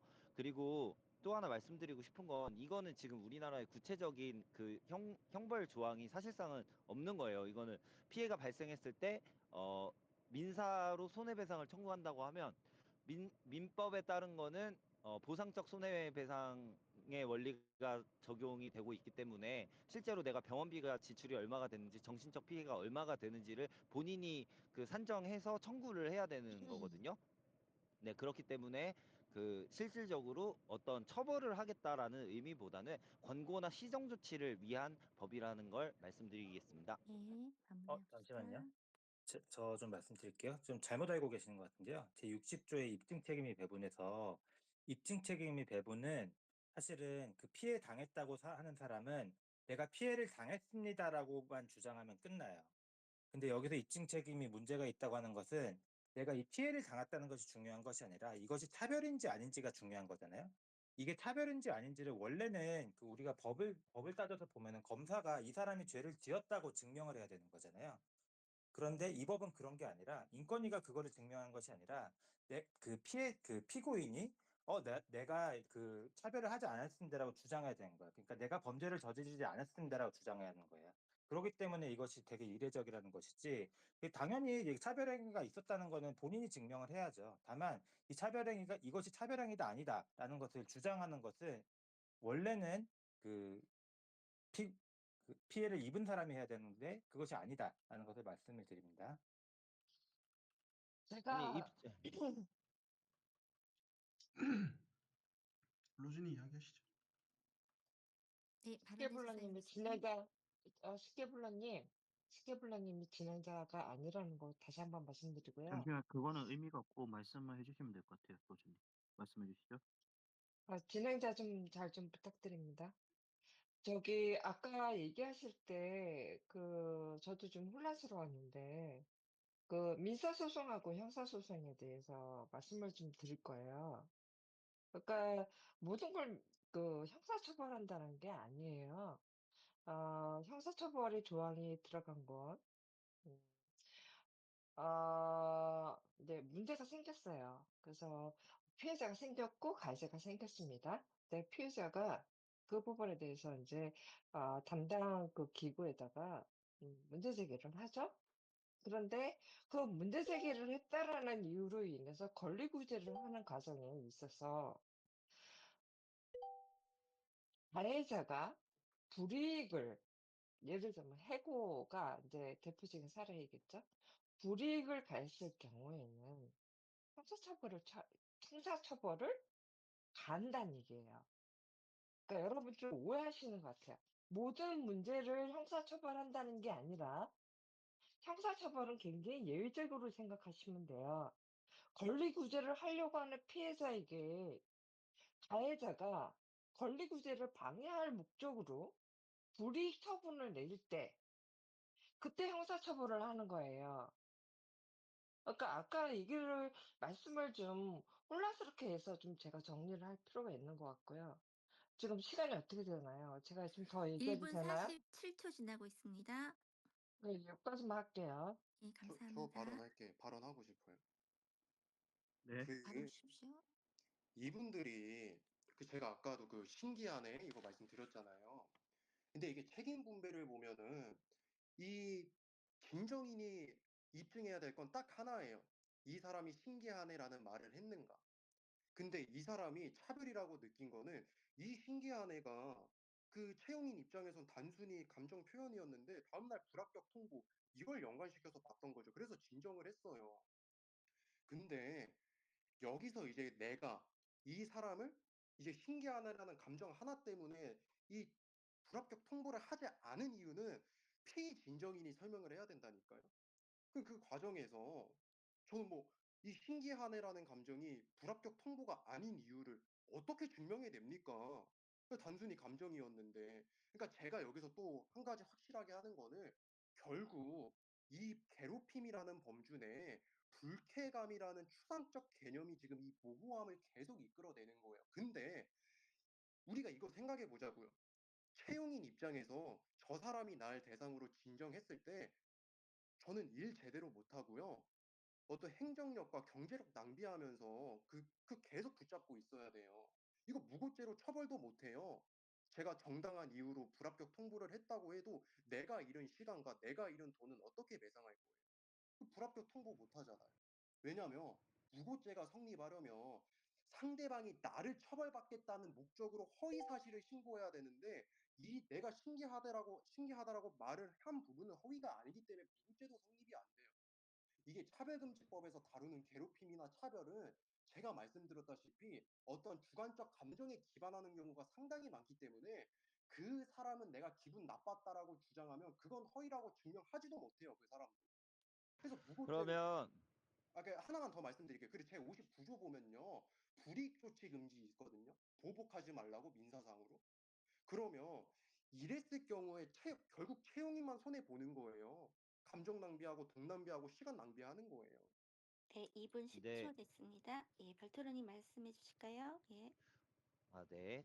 신현수님께서 방금 말씀해주신 채용을 불합격 통지를 했어요. 근데 그 이유로 해서 인권위원회에 진정을 내게 되면 그거를 내가 무슨 쫓아다니면서 내 돈 시간 써가면서 그렇게 하는 게 아니고요. 구두 또는 서면으로 의견을 제출을 할 수가 있는 거예요. 근데 그 불합격 사유에서 뭐 예를 들어서 그 사람이 태도가 불량했다든지 이런 것들을 소명을 하면 되고요. 그리고 만약에 소명을 했는데 근데 그럼에도 불구하고 인권위원회에서 이건 차별로 받아들였다고 가정을 해보자고요. 그래서 차별로 받아들였어요. 그러면 그 회사에게 앞으로 이러한 행위를 하지 마세요. 권고를 하는 거예요. 이렇게 시정 조치를 시정 조치를 명하는 거예요. 근데 이렇게 된다고 해서 내가 어떤 법원에 끌려다니고 시간적 낭비하고 돈을 낭비하고 이 정도의 피해까지 지금 감안을 하시고 말씀을 하시는데 그게 사실과 달라요. 이거는 철저하게 어떤 권고와 시정 조치. 근데 그렇게 하지 않았을 경우에는 그 벌금이나 징역형에 해당하는 형사적 조치를 할 수 있다. 그런 취지의 법입니다. 이상입니다. 그 지금 민사랑 형사랑 계속 나눠서 말씀하고 계시는데요. 마치 민사는 별거 아니다라는 식으로 말씀을 주시는 것 같아요. 일단 이 법에 형사 조치가 있다는 거는 이제 다들 아시는 것 같고, 민사에 대해서 조금 말씀을 드리고 싶은데요. 이 법에서는 그 실제로 입은 피해에 대해서 단순히 그 피해액만 보상하도록 되어 있는 것이 아니라 3배에서 5배를 보상하도록 되어 있거든요. 그러니까 징벌적으로 배상을 하도록 되어 있어요. 근데 우리나라에서 징벌적으로 배상하고 있는 법들이 몇 개 안 되는데 그 중에서 5배까지 인정되는 법이 몇 개나 된다고 생각하시나요? 5배까지 인정되는 법은요, 딱 하나예요. 최근에 우리가 배웠던 최근에 배웠던 그 사람의 목숨에 그 중대재해처벌법. 그러니까 사람의 목숨을 잃었을 때 우리가 5배까지 보상하도록 돼 있습니다. 근데 우리가 괴롭힘을 한 것이 5배까지 배상해야 되는 일이냐? 그럼 문제가 그건 좀 생각해 볼 일이죠. 그리고 이게 목숨을 잃은 거랑 똑같이 받는 것도 아니라 더 많이 받습니다. 왜냐면은 중대재해처벌법 같은 경우에는 5배 이하로 적용되어 있고요. 이 법 같은 경우에는 3배에서 5배, 그러니까 3배, 최소 3배로 적용되어 있어요. 그러니까 이 법 같은 경우에서 이 법이 요구하는 민사상의 피해가 중대재해처벌법에서 요구하는 민사상의 피해보다 더 크다라고 볼 수 있는 거고요. 거기에 또 하나가 더 있는 게 이 법에서는 최소액을 500만 원으로 정해놨어요. 그러니까 우리나라 법 중에서 피해 민사상 손해를 최소 500만 원이라 정해놓은 법은 없습니다. 이게 왜 문제가 되냐면요.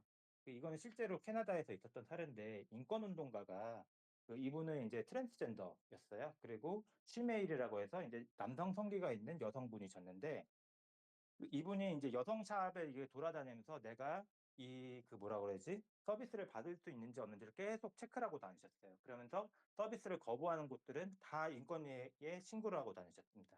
그 결과 어떻게 됐냐면요. 이게 입증 책임이 그 샵에 있는 거잖아요. 그 인권 운동가한테 있는 게 아니라, 그러니까 샵들이 이거 대응하다가 다 망해버렸어요. 왜냐하면 샵들은 다 1인 그 사업자이거든요.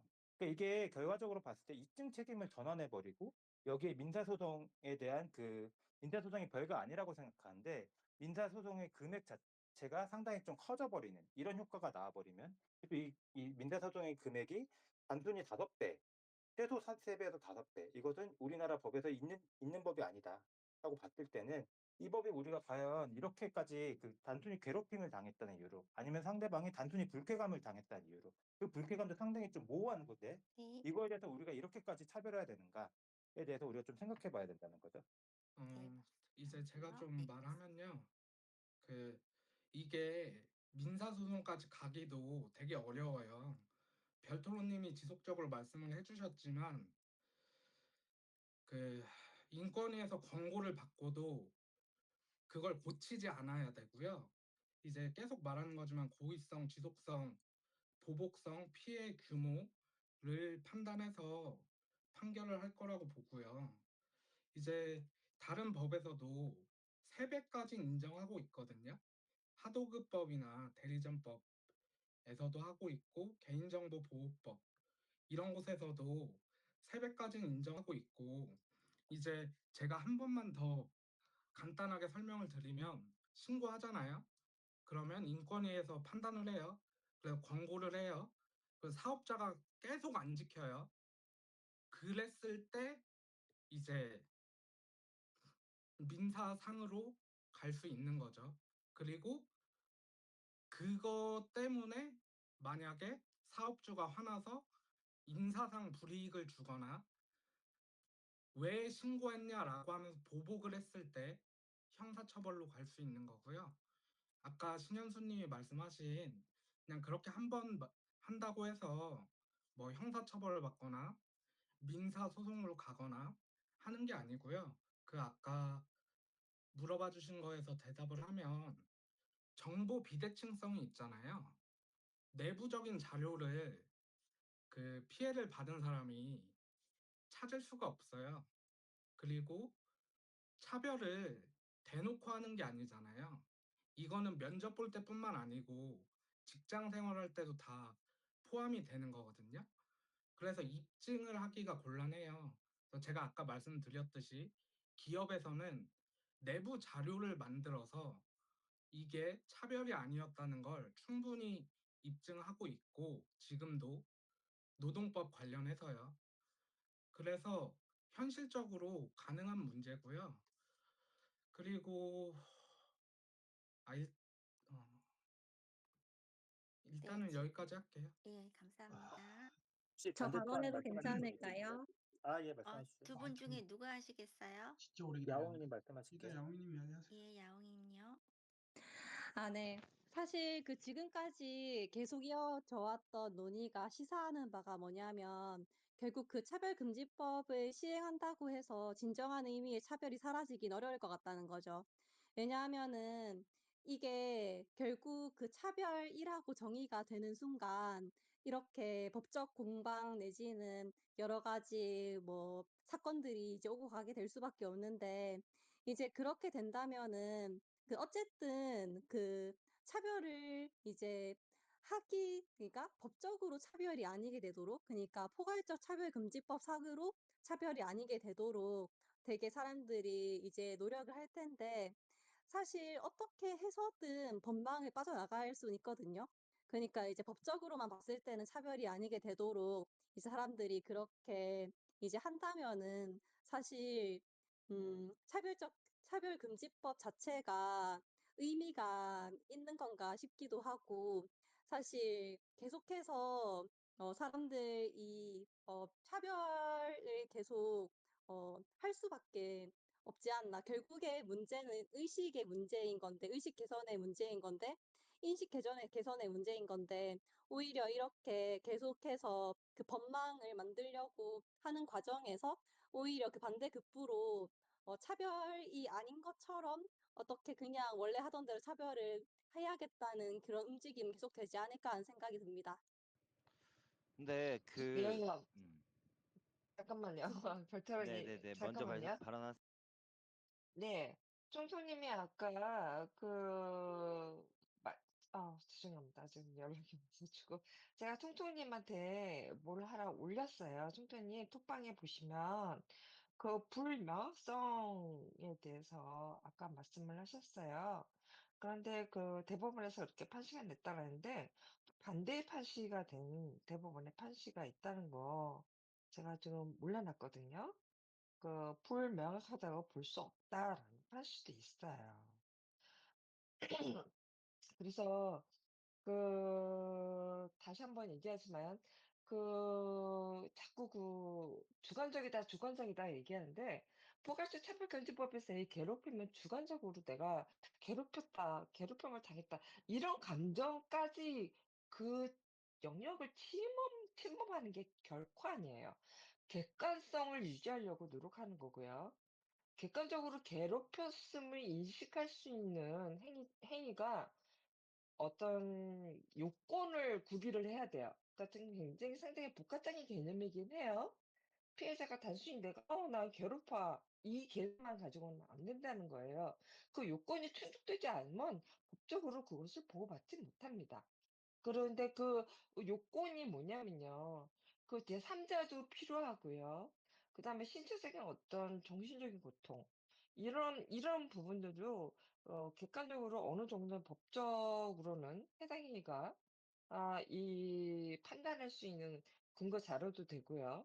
이렇게 해서 그 객관성이 주관적 고통과 결합이 돼서 이게 좀 뭔가 단순한 개인적 차원에서의 주관적 감정이 아닌 법적인 영역으로 들어올 수 있는 그런 여건이 마련이 되어 있기 때문에 그러니까 뭐든지 주관적으로 자기가 느끼는 모든 감정까지 모든 걸 다 한다라고 확대 해석하실 필요는 없다. 그럴 근거도 없다라는 말씀을 좀 일단 드리고 싶어요. 저도 좀 이야기 좀 감사합니다. 해도 될까요? 슈케블러님 말씀하시고 그 다음에 제가 얘기할게요. 아까 로즈님의 말대로 그런 객관적인 것을 법안에 명시를 했으면 문제가 되지 않는다라고 말씀을 드리는 거예요. 법안에는 그런 걸 객관적으로 명시를 안 해놨잖아요. 이게 뭐 여러분들 다 알겠지만 AG지법의 그대로 거의 베껴온 거나 마찬가지거든요. 근데 어 그래도 큰 차이가 있죠. 그러니까 차별을 어떻게 정의하느냐에 있어서 우리보다 수위가 더 그러니까 명확하고 예외 규정이 명확하고 수위도 더 낮은 편이 AG지법이거든요. 그럼에도 불구하고 애매모호하다라는 이유로 별토론 날토리님이 아까 애매모호한 게 우리가 이야기를 나누는 본질이 아니라고 했는데 이 기준에 이 법안의 기준은 애매모호한 게 무조건 들어가야 돼요. 왜? 애매모호해서 차별이 아닌 것을 차별이라고 간주해서 사회의 문제를 야기시킬 수 있기 때문이거든요. 에이지지법은 우리나라보다도 어, 차별에 대한 정의가 그나마 좀 더 명확해요. 그럼에도 불구하고 그 법이 도입되었을 때 독일이 굉장히 큰 사회적 논란을 일으켰거든요. 그래서 뭐 예를 들면은 되게 많은데 여러분들이 조금만 찾아봐도 다 나올 건데 뭐 소송 남용이나 그리고 그 취업의 뭐 채용 위축, 제도 남용, 사회적 비용 누적 이런 것들이 굉장히 많이 일어났거든요. 그래서 여러분들이 원하는 차별금지법으로 차별이 없는 세상이 실제로 일어났느냐? 아니에요. 차별이 아닌데도 불구하고 차별이라고 느껴서 실제로 이 법이 도입되고 나서 차별을 더 많이 받는다라고 그 사람들이 설문조사가 나왔거든요. 그래서 여기에 앉아 있는 모든 분들이 차별을 해도 된다라고 주장하시는 분들은 단 한 명도 없을 거예요. 차별금지법을 반대하는 거는 차별이 정당하다, 차별을 해야 된다라고 말하는 것이 아닙니다. 진짜 우리가 어떤 차별이 진정한 차별인지 정의가 제대로 되어 있고 그거에 대해서만 제재를 해야 되는데 이 법은 너무 애매모호하고 주관적인 생각까지 차별이라고 하고 형사소송까지 가는데 어렵겠지만 그 민사소송부터 시작해갖고 형사소송까지 가는 그 과정 자체에 참여하는 게 사회적 비용이 누적이다. 그리고 그 자체만으로도 고소당하는 사람은 피해를 입는 거다라는 주장을 좀 드리고 싶습니다. 네, 감사합니다. 네, 지금 반복해서 이 차별금지 조항의 명확성의 원칙이 위반된다라는 부분을 자꾸 말씀을 하고 계신 것 같은데요. 근데 실제로 그 차별금지법 2조에 따른 강목은요, 그 개요에 불과해요. 그리고 실제적으로 16조부터 이제 나와 있는데요. 사용자는 모집 채용 노무 제공 계약을 포함한다 할 때 성별 등을 이유로 모집 채용의 기회를 주지 않거나 제한하는 행위, 모집 채용 광고 시 성별 등을 한 이유로 배제나 제한을 표현하는 행위, 서류 면접 시 직무와 관련 없는 성별 등을 제시할 것을 요구하거나 채용 시 성별 등을 평가 기준으로 하는 행위 등등 해서 아래에 이제 법률 조항에 보시면 구체적으로 어떤 행위에 대해서 제한하겠다는 게 나와 있다는 걸 먼저 말씀드리고 싶고요. 그리고 우리나라 인권이나 이런 게 파리 협약이나 이런 그 프랑스 인권의 영향을 많이 받아서 그쪽 법을 많이 따르게 되었는데요. 근데 지금 보시면 프랑스는 1789년에 인권 선언을 했는데 인간은 권리에 있어서 자유롭고 평등하고 태어나고 살아간다. 공익의 근거에서만 차별을 할 수 있다고요. 프랑스 헌법 1조에 프랑스는 불가분적 비종교적 민주적 사회공화국이다. 프랑스는 출신, 인종, 종교 등을 구분해서 차별하지 않고 모든 시민은 법 앞에 평등을 한다라고 되어 있는데 프랑스 형법 222조 2항에는요.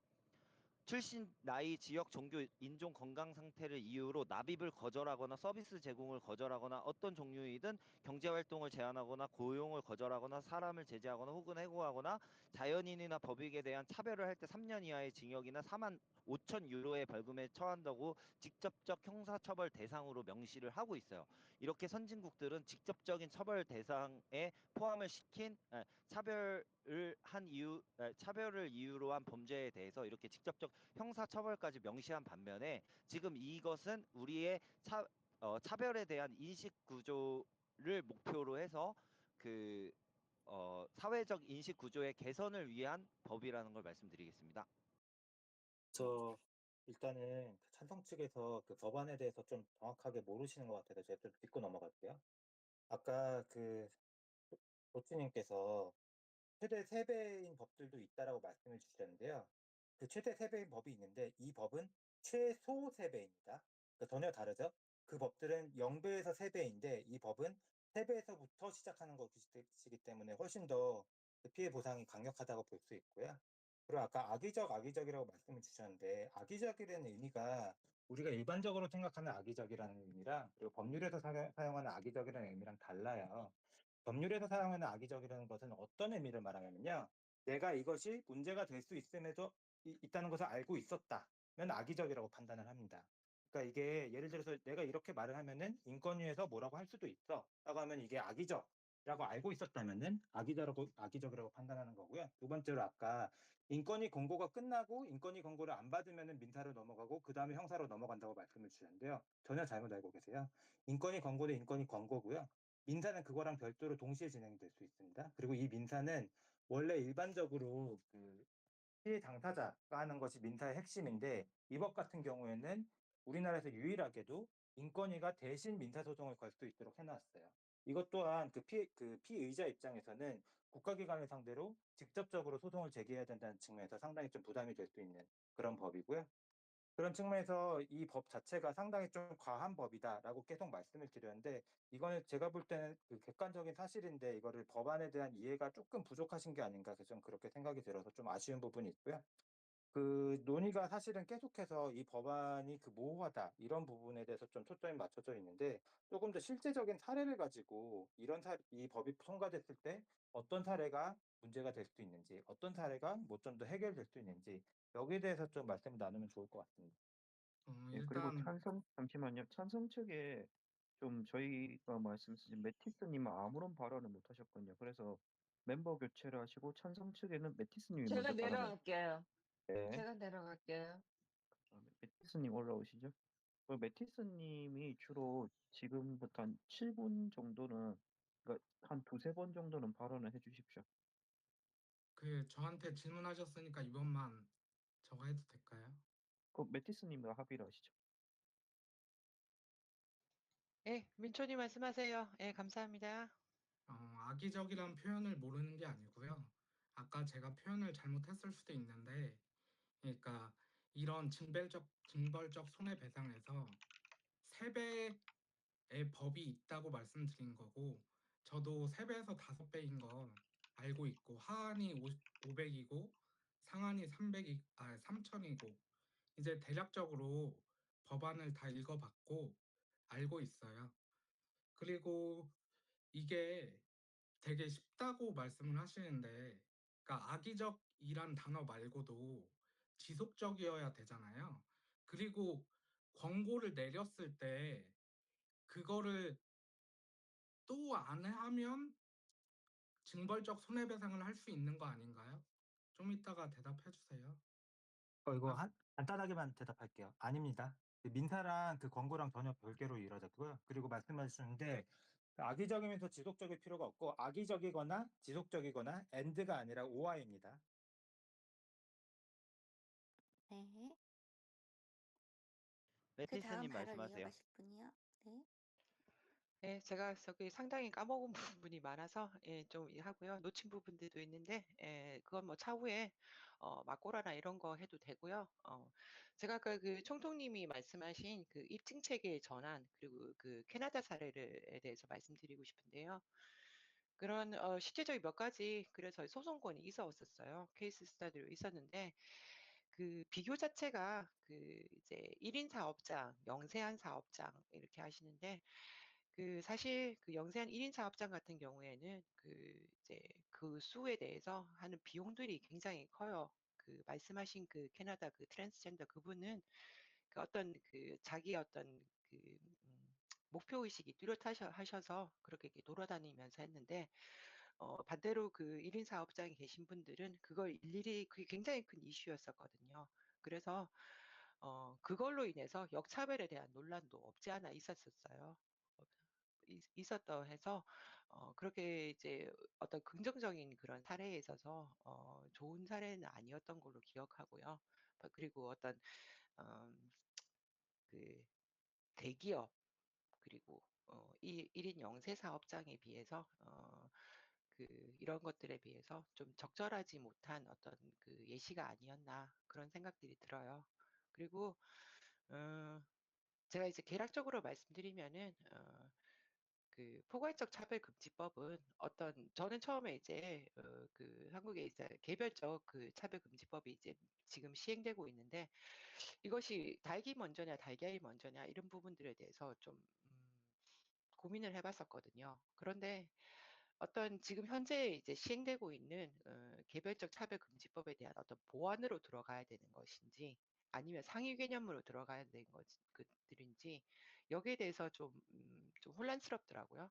혼란스러운데 분명한 것은 기존에 있는 법들에 대해서 우리가 보완을 하고 그 공백을 메꾸는 것은 분명히 필요합니다. 필요하고 어떤 그 상위 개념으로서 자리 잡을 수 있는 어떤 기본법 이런 것들도 굉장히 필요하다고 생각을 하고요. 그리고 이제 무엇보다도 어떤 우리 헌법에 나와 있는 어떤 기본적인 평등권에서 이런 것들을 대해서 이제 좀 우리가 제너럴하게 어떻게 보면 약간 흐린 눈으로 전반적으로 봐서 어떤 모토적인 법이라는 게 상당히 그 어쩔 수 없이 애매하고 모호하고 이 법의 해석에서도 굉장히 논란이 많잖아요. 그런데 이런 어떤 그 랜드마크적인 어떤 법의 상정을 통해서 이런 부분들을 우리가 세부안들을 좀 더 이제 해결해 나갈 수 있고, 근데 이게 우리 지금 사회에서 이제 어떤 변화가고 있는 어떤 트랜스젠더라든지 어떤 이슈들이 뭐 이제 베리어 프리 액세스 장애인들 이런 것들이 계속 부각이 되고 있거든요. 그런 부분에서 어제 상징적인 개념으로 예, 보고 있어요. 예, 이상입니다. 그러니까 원론적으로 너무 맞는 말을 해주셔서 다 동의를 합니다. 근데 그러한 게 지금 이 차별금지법으로 실행이 가능하냐가 우리의 쟁점이거든요. 그러니까 그러한 지금 말씀하신 것처럼 그런 사회가 온다면, 그러니까 그런 것들을 우리가 끊임없이 토론하고 더 좋은 법안을 만들어야 되겠죠. 근데 저희가 주장하는 법은 지금 이 차별금지법으로는 그런 것이 실현이 불가능하다는 걸 말을 해요. 말씀을 드리는 거예요. 그래서 이 법안이 정말 여러분들이 원하는 사회를 만드는데 도움이 되는가를 초점으로 각 항에 대해서 그 근거를 대시면서 이야기를 해주셨으면 좋겠고, 제 2조 9항에 보면은 뭐 이제 괴롭힘에 대해서 나오죠. 이걸로만 해도 우리가 아, 혹시 지금 몇 분 남았나요? 조금 한 2분 정도 이야기해야 되는데. 아, 그러세요? 한 1분 정도 남았다고 생각해보세요. 네. 2분 정도 드리고 있습니다, 지금. 예시 하나로 우리가 어떤 회사에서 팀장이 이 방식은 효율이 떨어집니다. 다시 검토해야 될 것 같아요. 라고 말을 했을 때 이건 누구나 할 수 있는 업무 피드백이잖아요. 그런데 2조 9항에 보면은 우리가 이 피드백을 받은 대상이 구조적으로, 역사적으로, 구조적으로 차별받아온 집단에 속해 있으면 이 발언 하나로 모욕감이나 불쾌감을 느꼈다라고 진정을 제기하는 순간 우리는 괴롭힘의 판단이 대상이 되는 거거든요.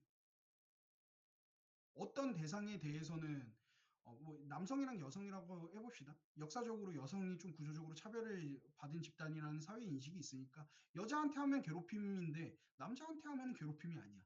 이게 얼마나 애매모호한 거예요. 이걸로 어떻게 차별을 없앨 수 있냐고요. 이 제2조 9항 하나만으로 우리는 역차별이 성립이 되거든요. 어떤 집단에게는 괴롭힘의 대상이 되고 어떤 대상에게는 괴롭힘이 안 되는 거거든요. 문제는 또 팀장은 그것을 차별하지 않았다라는 걸 스스로 설명하고 소명해야 돼요. 이것이 팀장의 입장에서 얼마나 비합리적이고 불합리한 처벌입니까?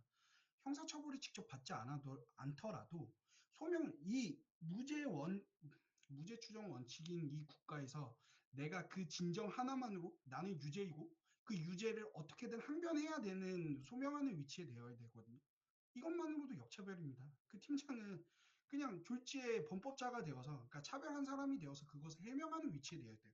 이건 어떤 범죄에서도 성립되지 않아요. 네, 마무리 인권이라는 바랍니다. 곳에서 마무리해 주세요. 경찰도 하지 않은 것을 한다라는 거에 대해서 여러분 좀 한 번만 자각을 부탁드립니다. 근데 지금 법에 잠시만요. 지금 네네네. 시간이 11시 반 되고 있는데요. 늦어도 11시 50분에는 끝날 예정입니다, 여러분. 그래서 예, 잘 생각하시고 진행해 주십시오. 네, 감사합니다. 별토로님 계속 말씀해 주세요. 근데 근로기준법 76조 2항의 직장 내 괴롭힘의 금지를 예로 들어볼게요. 그 사용자 또는 근로자는 직장에서 지위 또는 관계 등의 우위를 이용하여 업무상 적정 범위를 넘어. 그럼 이 적정 범위가 어떻게 되는 거죠? 근데 이런 것들을 우리가 판단을 할 때 다른 법 조항도 고려해서 판단을 하게 되는 거예요. 법을 그 심판을 할 때. 근데 이제 만약 2조 9항에 위반돼서 그걸 진정서를 냈다고 했을 때 그 이쪽 뭐 팀장 입장에서 그게 어떻게 일어난 것인지에 대해서 경위를 인권위원회에 진정을 내겠죠. 근데 그럴 때 여기 15조부터 40조까지는 각 차별 행위에 대해서 구체적인 사안으로 나와 있어요. 뭐 행정부터 시작해서 공공 서비스, 그 교육을 받고 할 때, 그리고 법적 그 제도에 따른 차별 대우 이런 거에 대해서 15조부터 40조까지 상세하게 나와 있고요.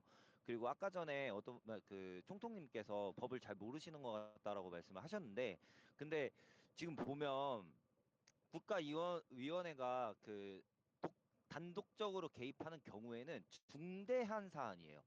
그게 아무 사안이 아니고 그 피해자가 피해를 입었다는 사실이 그 피해자가 주장을 하지 않더라도 그게 사안이 중대할 경우에 직접적으로 개입을 하게 되어 있습니다. 근데 이 말인 뜻은 어, 단순하게 그냥 어떤 사람과 언행을 주고받는 데 있어서 뭐 예를 들어서 이런 상황이 있을 수가 있겠죠. 남자인데 여자 화장실에 가요. 그래서 왜 들어오세요? 나가세요. 여기는 여자 화장실인데 남자가 왜 들어와요? 라고 했을 때 이게 차별이 되느냐 안 되느냐에 대해서 이게 차별이 안 된다는 거예요. 왜냐하면 이게 합리적이지 않은 이유로 합리적이지 않은 이유로서 차별을 행한 경우에 차별금지법에 위반된다라는 것인데, 이런 경우에 충분히 우리가 사회적 통념상으로 봤을 때 합리적인 이유가 될 수 있죠. 근데 이런 것에 그 합리적인 이유에 합리적이지 않은 이유로 차별을 한 것에 대해서 책임을 묻겠다는 거지, 합리적이게 내가 대응을 한 거에 대해서 그런 것까지 전부 다 차별 금지로서 그 처벌을 하겠다 이런 취지가 아닙니다. 이상입니다. 네, 감사합니다. 예. 아까 중대한 경우라고 말씀을 주셨는데요. 예를 들어 가습기 살균제 피해자 사건, 세월호 사건, 되게 국가적으로 중대한 사건이었죠. 그런 경우에도 피해자를 대신해서 국가가 소송을 제기하지 않습니다. 예. 그 말씀드리고요. 다음에 지금 이 사례로 돌아가면은 우리가 차별을 줄이기 위해서 이 차별금지법을 하고 있는 건데, 지금 아까 그 슈케블런이 말씀 주셨듯이 2조 9항에서 괴롭힘이라는 것이 누구에게나 해당되는 것이 아니라 역사적으로 구조적으로 차별받았던 집단에 대해서만 괴롭힘이 허용된다고 괴롭힘을 정의하고 있어요. 제가 극단적인 예시를 들어볼게요. 그리고 또 하나 또 말씀드릴 게 뭐냐면은, 계속해서 말씀을 주시는 것이 이것이 이제 불리하게 대우하는 행위에 대해서만 적용된다고 말씀을 주셨는데, 그게 아니라 광고, 여기서 광고라고 하면 내가 인터넷 게시판에서 말을 하는 거, 아니면 서로 말을 하다가 상대방이 그 불쾌감을 느꼈을 경우에도 다 포함되는 겁니다. 다시 이제 사례로 돌아오면은 예를 들어서 남자랑 여자랑 이렇게 다툼을 하고 있어요.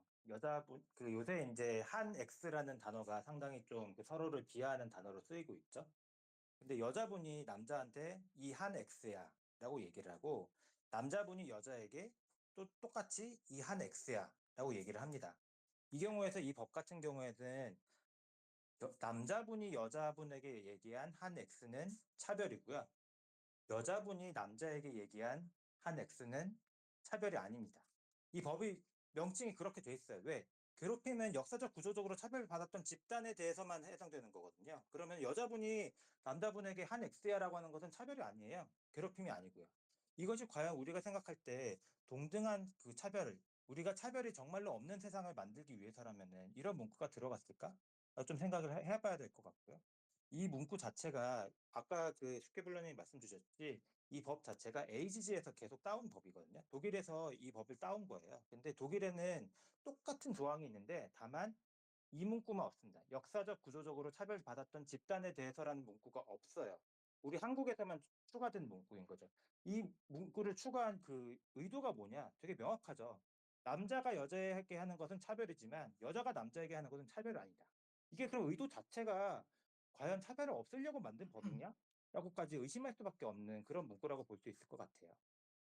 그리고 아까 총통님이 선의일 때, 총통님 입으로도 선의일 때는 징벌적 손해배상으로 못 간다고 하셨잖아요.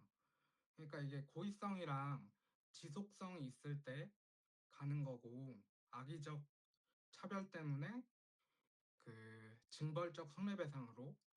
그래서 지속성은 있지만 고의성이 없으면 당연히 그냥 민사소송은 걸 수 있죠. 근데 징벌적 손해배상으로 못 간다고 말씀을 드리는 거예요. 그래서 선의인지 악의인지는 이제 당연히 법에서 여러 가지 판례가 쌓여서 지속적으로 해왔고요. 이제 뭐 장애인 관련된 장애인 차별금지법이나 그 여러 가지 개인 법이 있잖아요. 성평등 차별법이나 뭐 이런 것들에서 다 그렇게 하고 있어요. 그래서 판례가 쌓여 있고 헷갈릴 일은 전 없다고 생각을 하고요. 네, 일단은 여기까지입니다.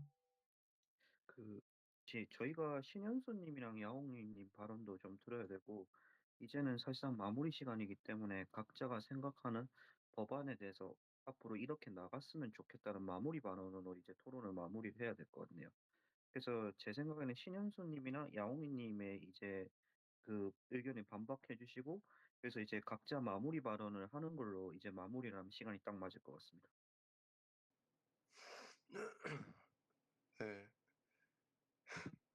네, 제가 좀 많이 놓쳤는데 일단 저는 이 정당함 자체도 성소수자들에게 대입해봤을 때 이 정당함이라는 기준도 구체적이지 않아요. 이것도 애매모호해요. 그 합리적인 기준을 이게 정당하다는 게 입증이 되면 처벌하지 않겠다 했는데 그게 합리적이고 정당하고 말고는 결국 국가인권위원회에서 그 사람들의 주관적 잣대로 평가하는 거 아닙니까? 그래서 이 점에서 모르겠어요. 좀 많이 놓친 것 같아요. 여러 명의 주장을 내가 한 듯 섞어야 되니까. 그러니까 어쨌든 정당함 자체도 애매모호하다라는 말 드리고 싶었어요. 네.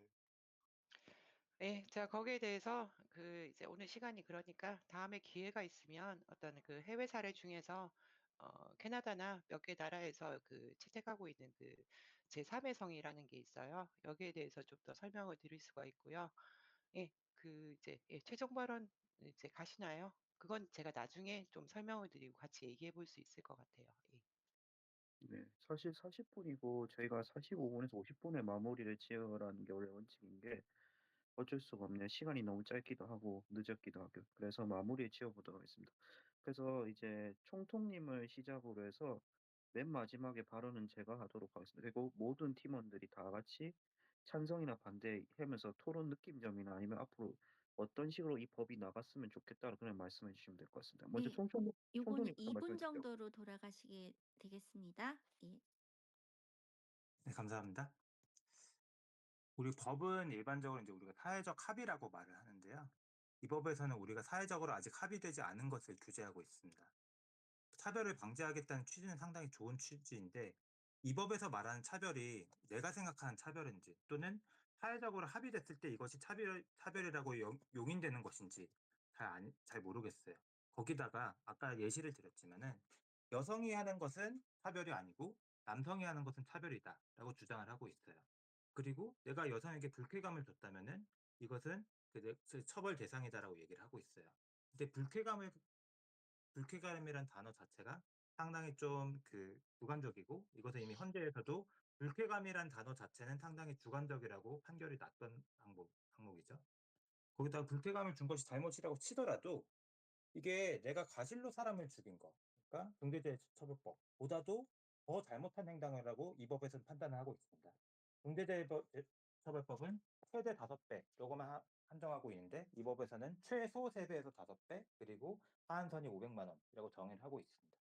여기까지 보면은 이것 좀 뭔가 이상한 것 같은데 라고 생각할 수 있는데 이 절차 자체도 상당히 좀 이상하게 되어 있습니다.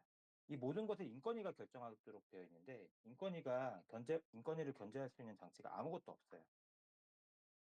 좀 마이크 거칠게 표현해 끊겼습니다. 보면은 자, 앞으로 내가 하는 모든 행동, 거의 모든 행동인데, 왜냐하면 내가 인터넷에 게시글을 쓰는 것도 해당되기 때문에 거의 모든 행동은 그 기준이 뭔지 명확하지는 않지만 앞으로 인권위가 판단할 거고, 인권위가 판단해서 문제 있다고 생각하면 내가 난 문제가 없습니다라고 내가 주장을 했고요. 거기에 대해서 처벌도 상당히 좀 강력하게 들어요. 그 어떤 처벌보다도 강력하게 들어옵니다. 그리고 여기에 대해서 반박하기가 어려워요. 왜냐? 이 거에 대해서 중요하다고 생각할 경우에는 인권위가 직접 소송을 제기하기 때문이죠. 근데 이 법이 이름이 차별금지법이거든요. 제가 지금까지 말씀드린 것들이 정말로 차별을 없애기 위한 법이 맞는가, 전 좀 의문이 듭니다. 앞에서도 말씀드렸지만 여기 계신 모든 분들이 차별을 없애야 된다는 것에 대해서는 동의를 해요. 그렇지만은 차별을 없애야 한다면은 우리 모두가 무엇이 차별이고 무엇은 차별이 아니다라는 것에 대해서 상당히 좀 합리적으로 또 사회에서 용인될 수 있는 그런 기준으로 합의가 되어 있어야 되는데, 그 합의가 없는 상태에서는 우리가 이런 차별을 금지하는 것만으로는 해결할 수가 없다라고 말씀을 드리겠습니다. 그리고 신현수님 말씀해 주십시오. 어차피 찬성이랑 반대쪽이 연결이 됐으니까 신현수님 말씀해 주시죠. 저는 그냥 아쉬워요. 이게 이제 1대1에서는 아닙니다. 그러니까 이게 팀원들이랑 같이 하다 보니까 그냥 뇌가 자꾸 빠지네요. 그러니까 내가 뭔 이야기를 여기서 얹어서 해야 될지도 모르겠고, 이 기승전결 자체가 무너져서 저랑 맞골아 가실 찬성 측 분 한 명 구하겠습니다. 그냥. 그러면 네. 계속 그 반대측 얘기하는 건가요? 아니, 돌아가면서 하거든요. 이제 별토론님 마무리 발언해 주십시오. 차례대로요. 네. 네. 우선 지금 이 포괄적 차별금지법에 대한 시각이 어떤 도입을 했을 때 나타나는 실효성과 문제점에 대해서 중점적으로 제시됐다기보다는 법률의 구체적인 내용에 관해서만 토론이 되었다는 것에 상당히 아쉬움을 표하고요. 그리고 지금 이 법 조문들로만 가지고 많이 해석들을 하셨는데, 근데 중요한 건 어떤 한 법이 있을 때 그 법으로 처벌하는 데 있어서는 입법 취지 같은 것도 굉장히 중요해요. 근데 여기 입법 취지나 이런 것들을 살펴보면 실효적인 구제 수단들을 도입하여 차별 피해자의 다수인 사회적 약자에 대한 신속하고 실질적인 구제를 도모하려는 것이고요. 그리고 이 인권위원회가 이걸 소관함으로써 그 견제 장치는 필요 없다고 생각을 해요. 왜냐하면 이게 실질적인 형사 처벌을 하거나 집행을 하거나 하는 부분에 대해서 굉장히 중대한 사유를 배제하고는 그 실제적으로 그렇게 집행 대상이 될 것으로 보일 만한 것들이 없어요. 그리고 우리가 현실을 살아가면서도요, 모욕죄라는 게 있는데 실제로 서로 간에 욕설을 주고받은 경우에 서로 간에 모욕죄로 어, 어, 그 경찰서에 가서 진정을 놓고 그렇게 모욕죄로 처벌하는 사례는 거의 없습니다. 그러니까 이게 실효성인 측면에서 그 어떤 누군가와 A와 B가 서로 인종차별을 하면서 주고받았던 그 대화의 내용이나 이런 것들로 인권위원회에 진정해서 어떤 그 권고를 하겠다는 그런 취지가 아니라 실제적으로 여기 입법 취지에도 나오는 내용인데, 공공 서비스 이용이나 교육이나 아니면은 고용 승진의 해고의 과정이나 혹은 그 법 제도를 이용하는 데 있어서의 차별적인 대우를 한다면 그것에 대해서 권고 조치를 하고 시정 조치를 하고 그게 반복적으로 되지 않았을 경우에는 책임을 묻겠다는 거예요. 그러니까 기본적으로 이거는 기본권적인 성향을 띠면서 우리가 차별금지법이 있다. 그리고 이러한 것들이 있으니 우리가 서로 간에 맞습니다. 네, 알겠습니다. 마무리해 주세요. 네, 차별을 하지 말자라는 취지에서 법이 제정되는 것이므로 이건 적극 찬성해서 제도를 만들고 이후에 보완을 해서 앞으로 나아가야 되는 그런 법이라고 생각합니다. 이상입니다. 죄송합니다. 이제 여러분들이 명확성을 지적해 주셨는데요. 이제 법학에서는 명확성이란 일반적인 양식을 가진 사람이 해석을 통해 그 의미를 알 수 있는 수준을 말하고요. 신의성실의 원칙이나 정당한 사유 같은 표현이 민법이나 형법에 자주 쓰여요. 그리고 이 용어는 20년 전부터 장애인 차별금지법과 근로기준법, 남녀 고용 평등법에서 많이 쓰던 용어고요.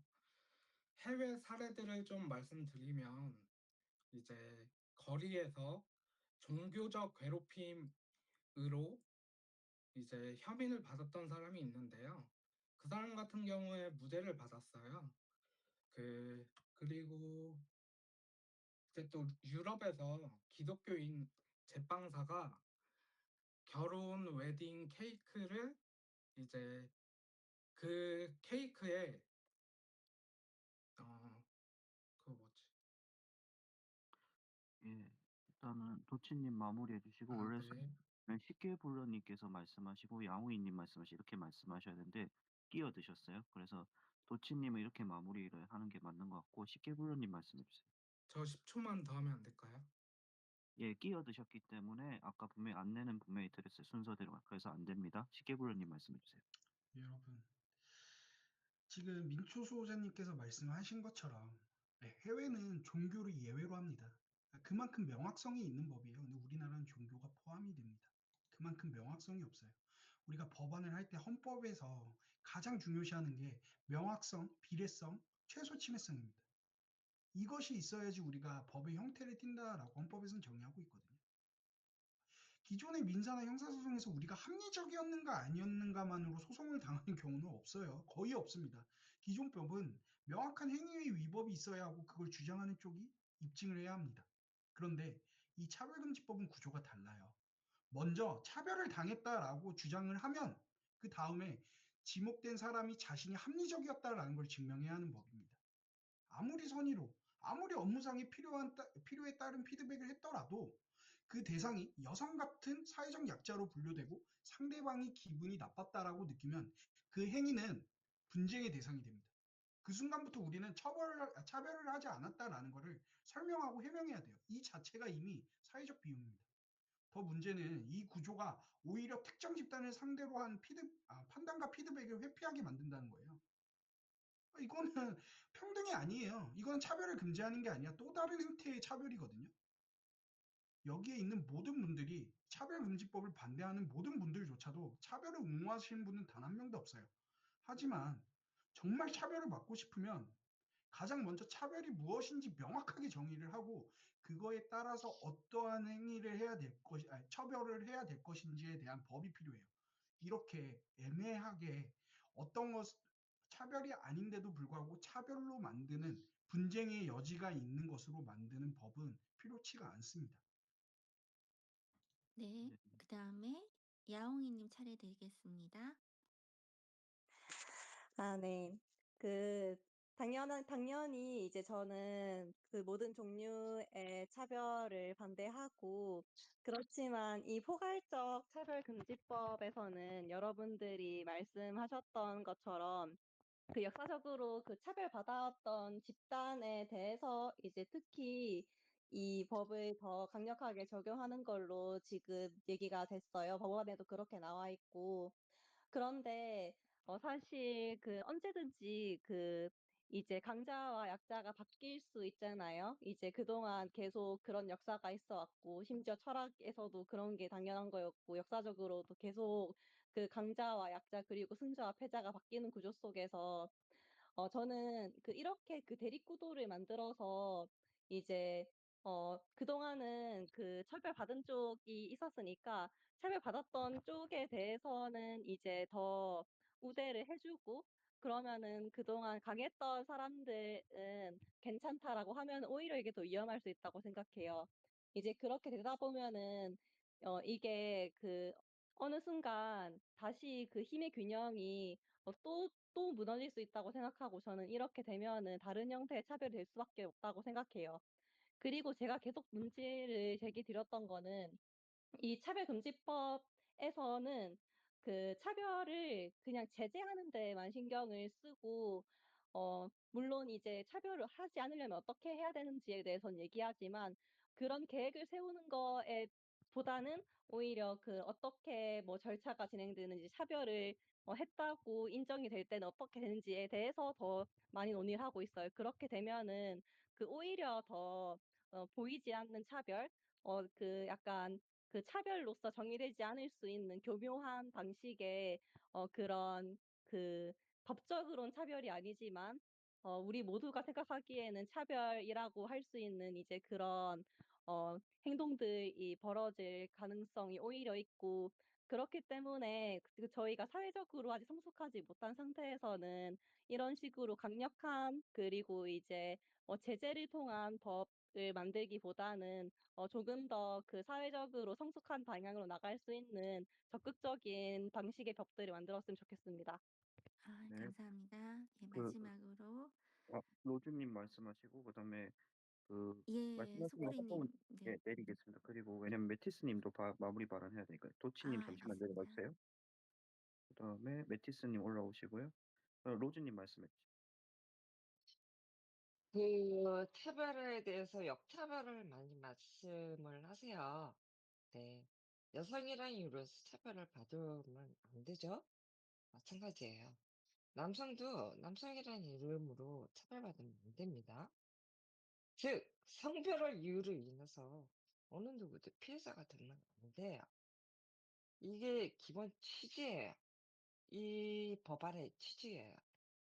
그리고 여러분께서 아까도 누군가 언급하셨는데 우리나라에는 장애인 차별금지법, 남녀 고용평등법, 고용자 고용촉진법 등 개별 차별금지법은 존재해요. 근데 왜 그거에 대해서는 공격을 안 합니까?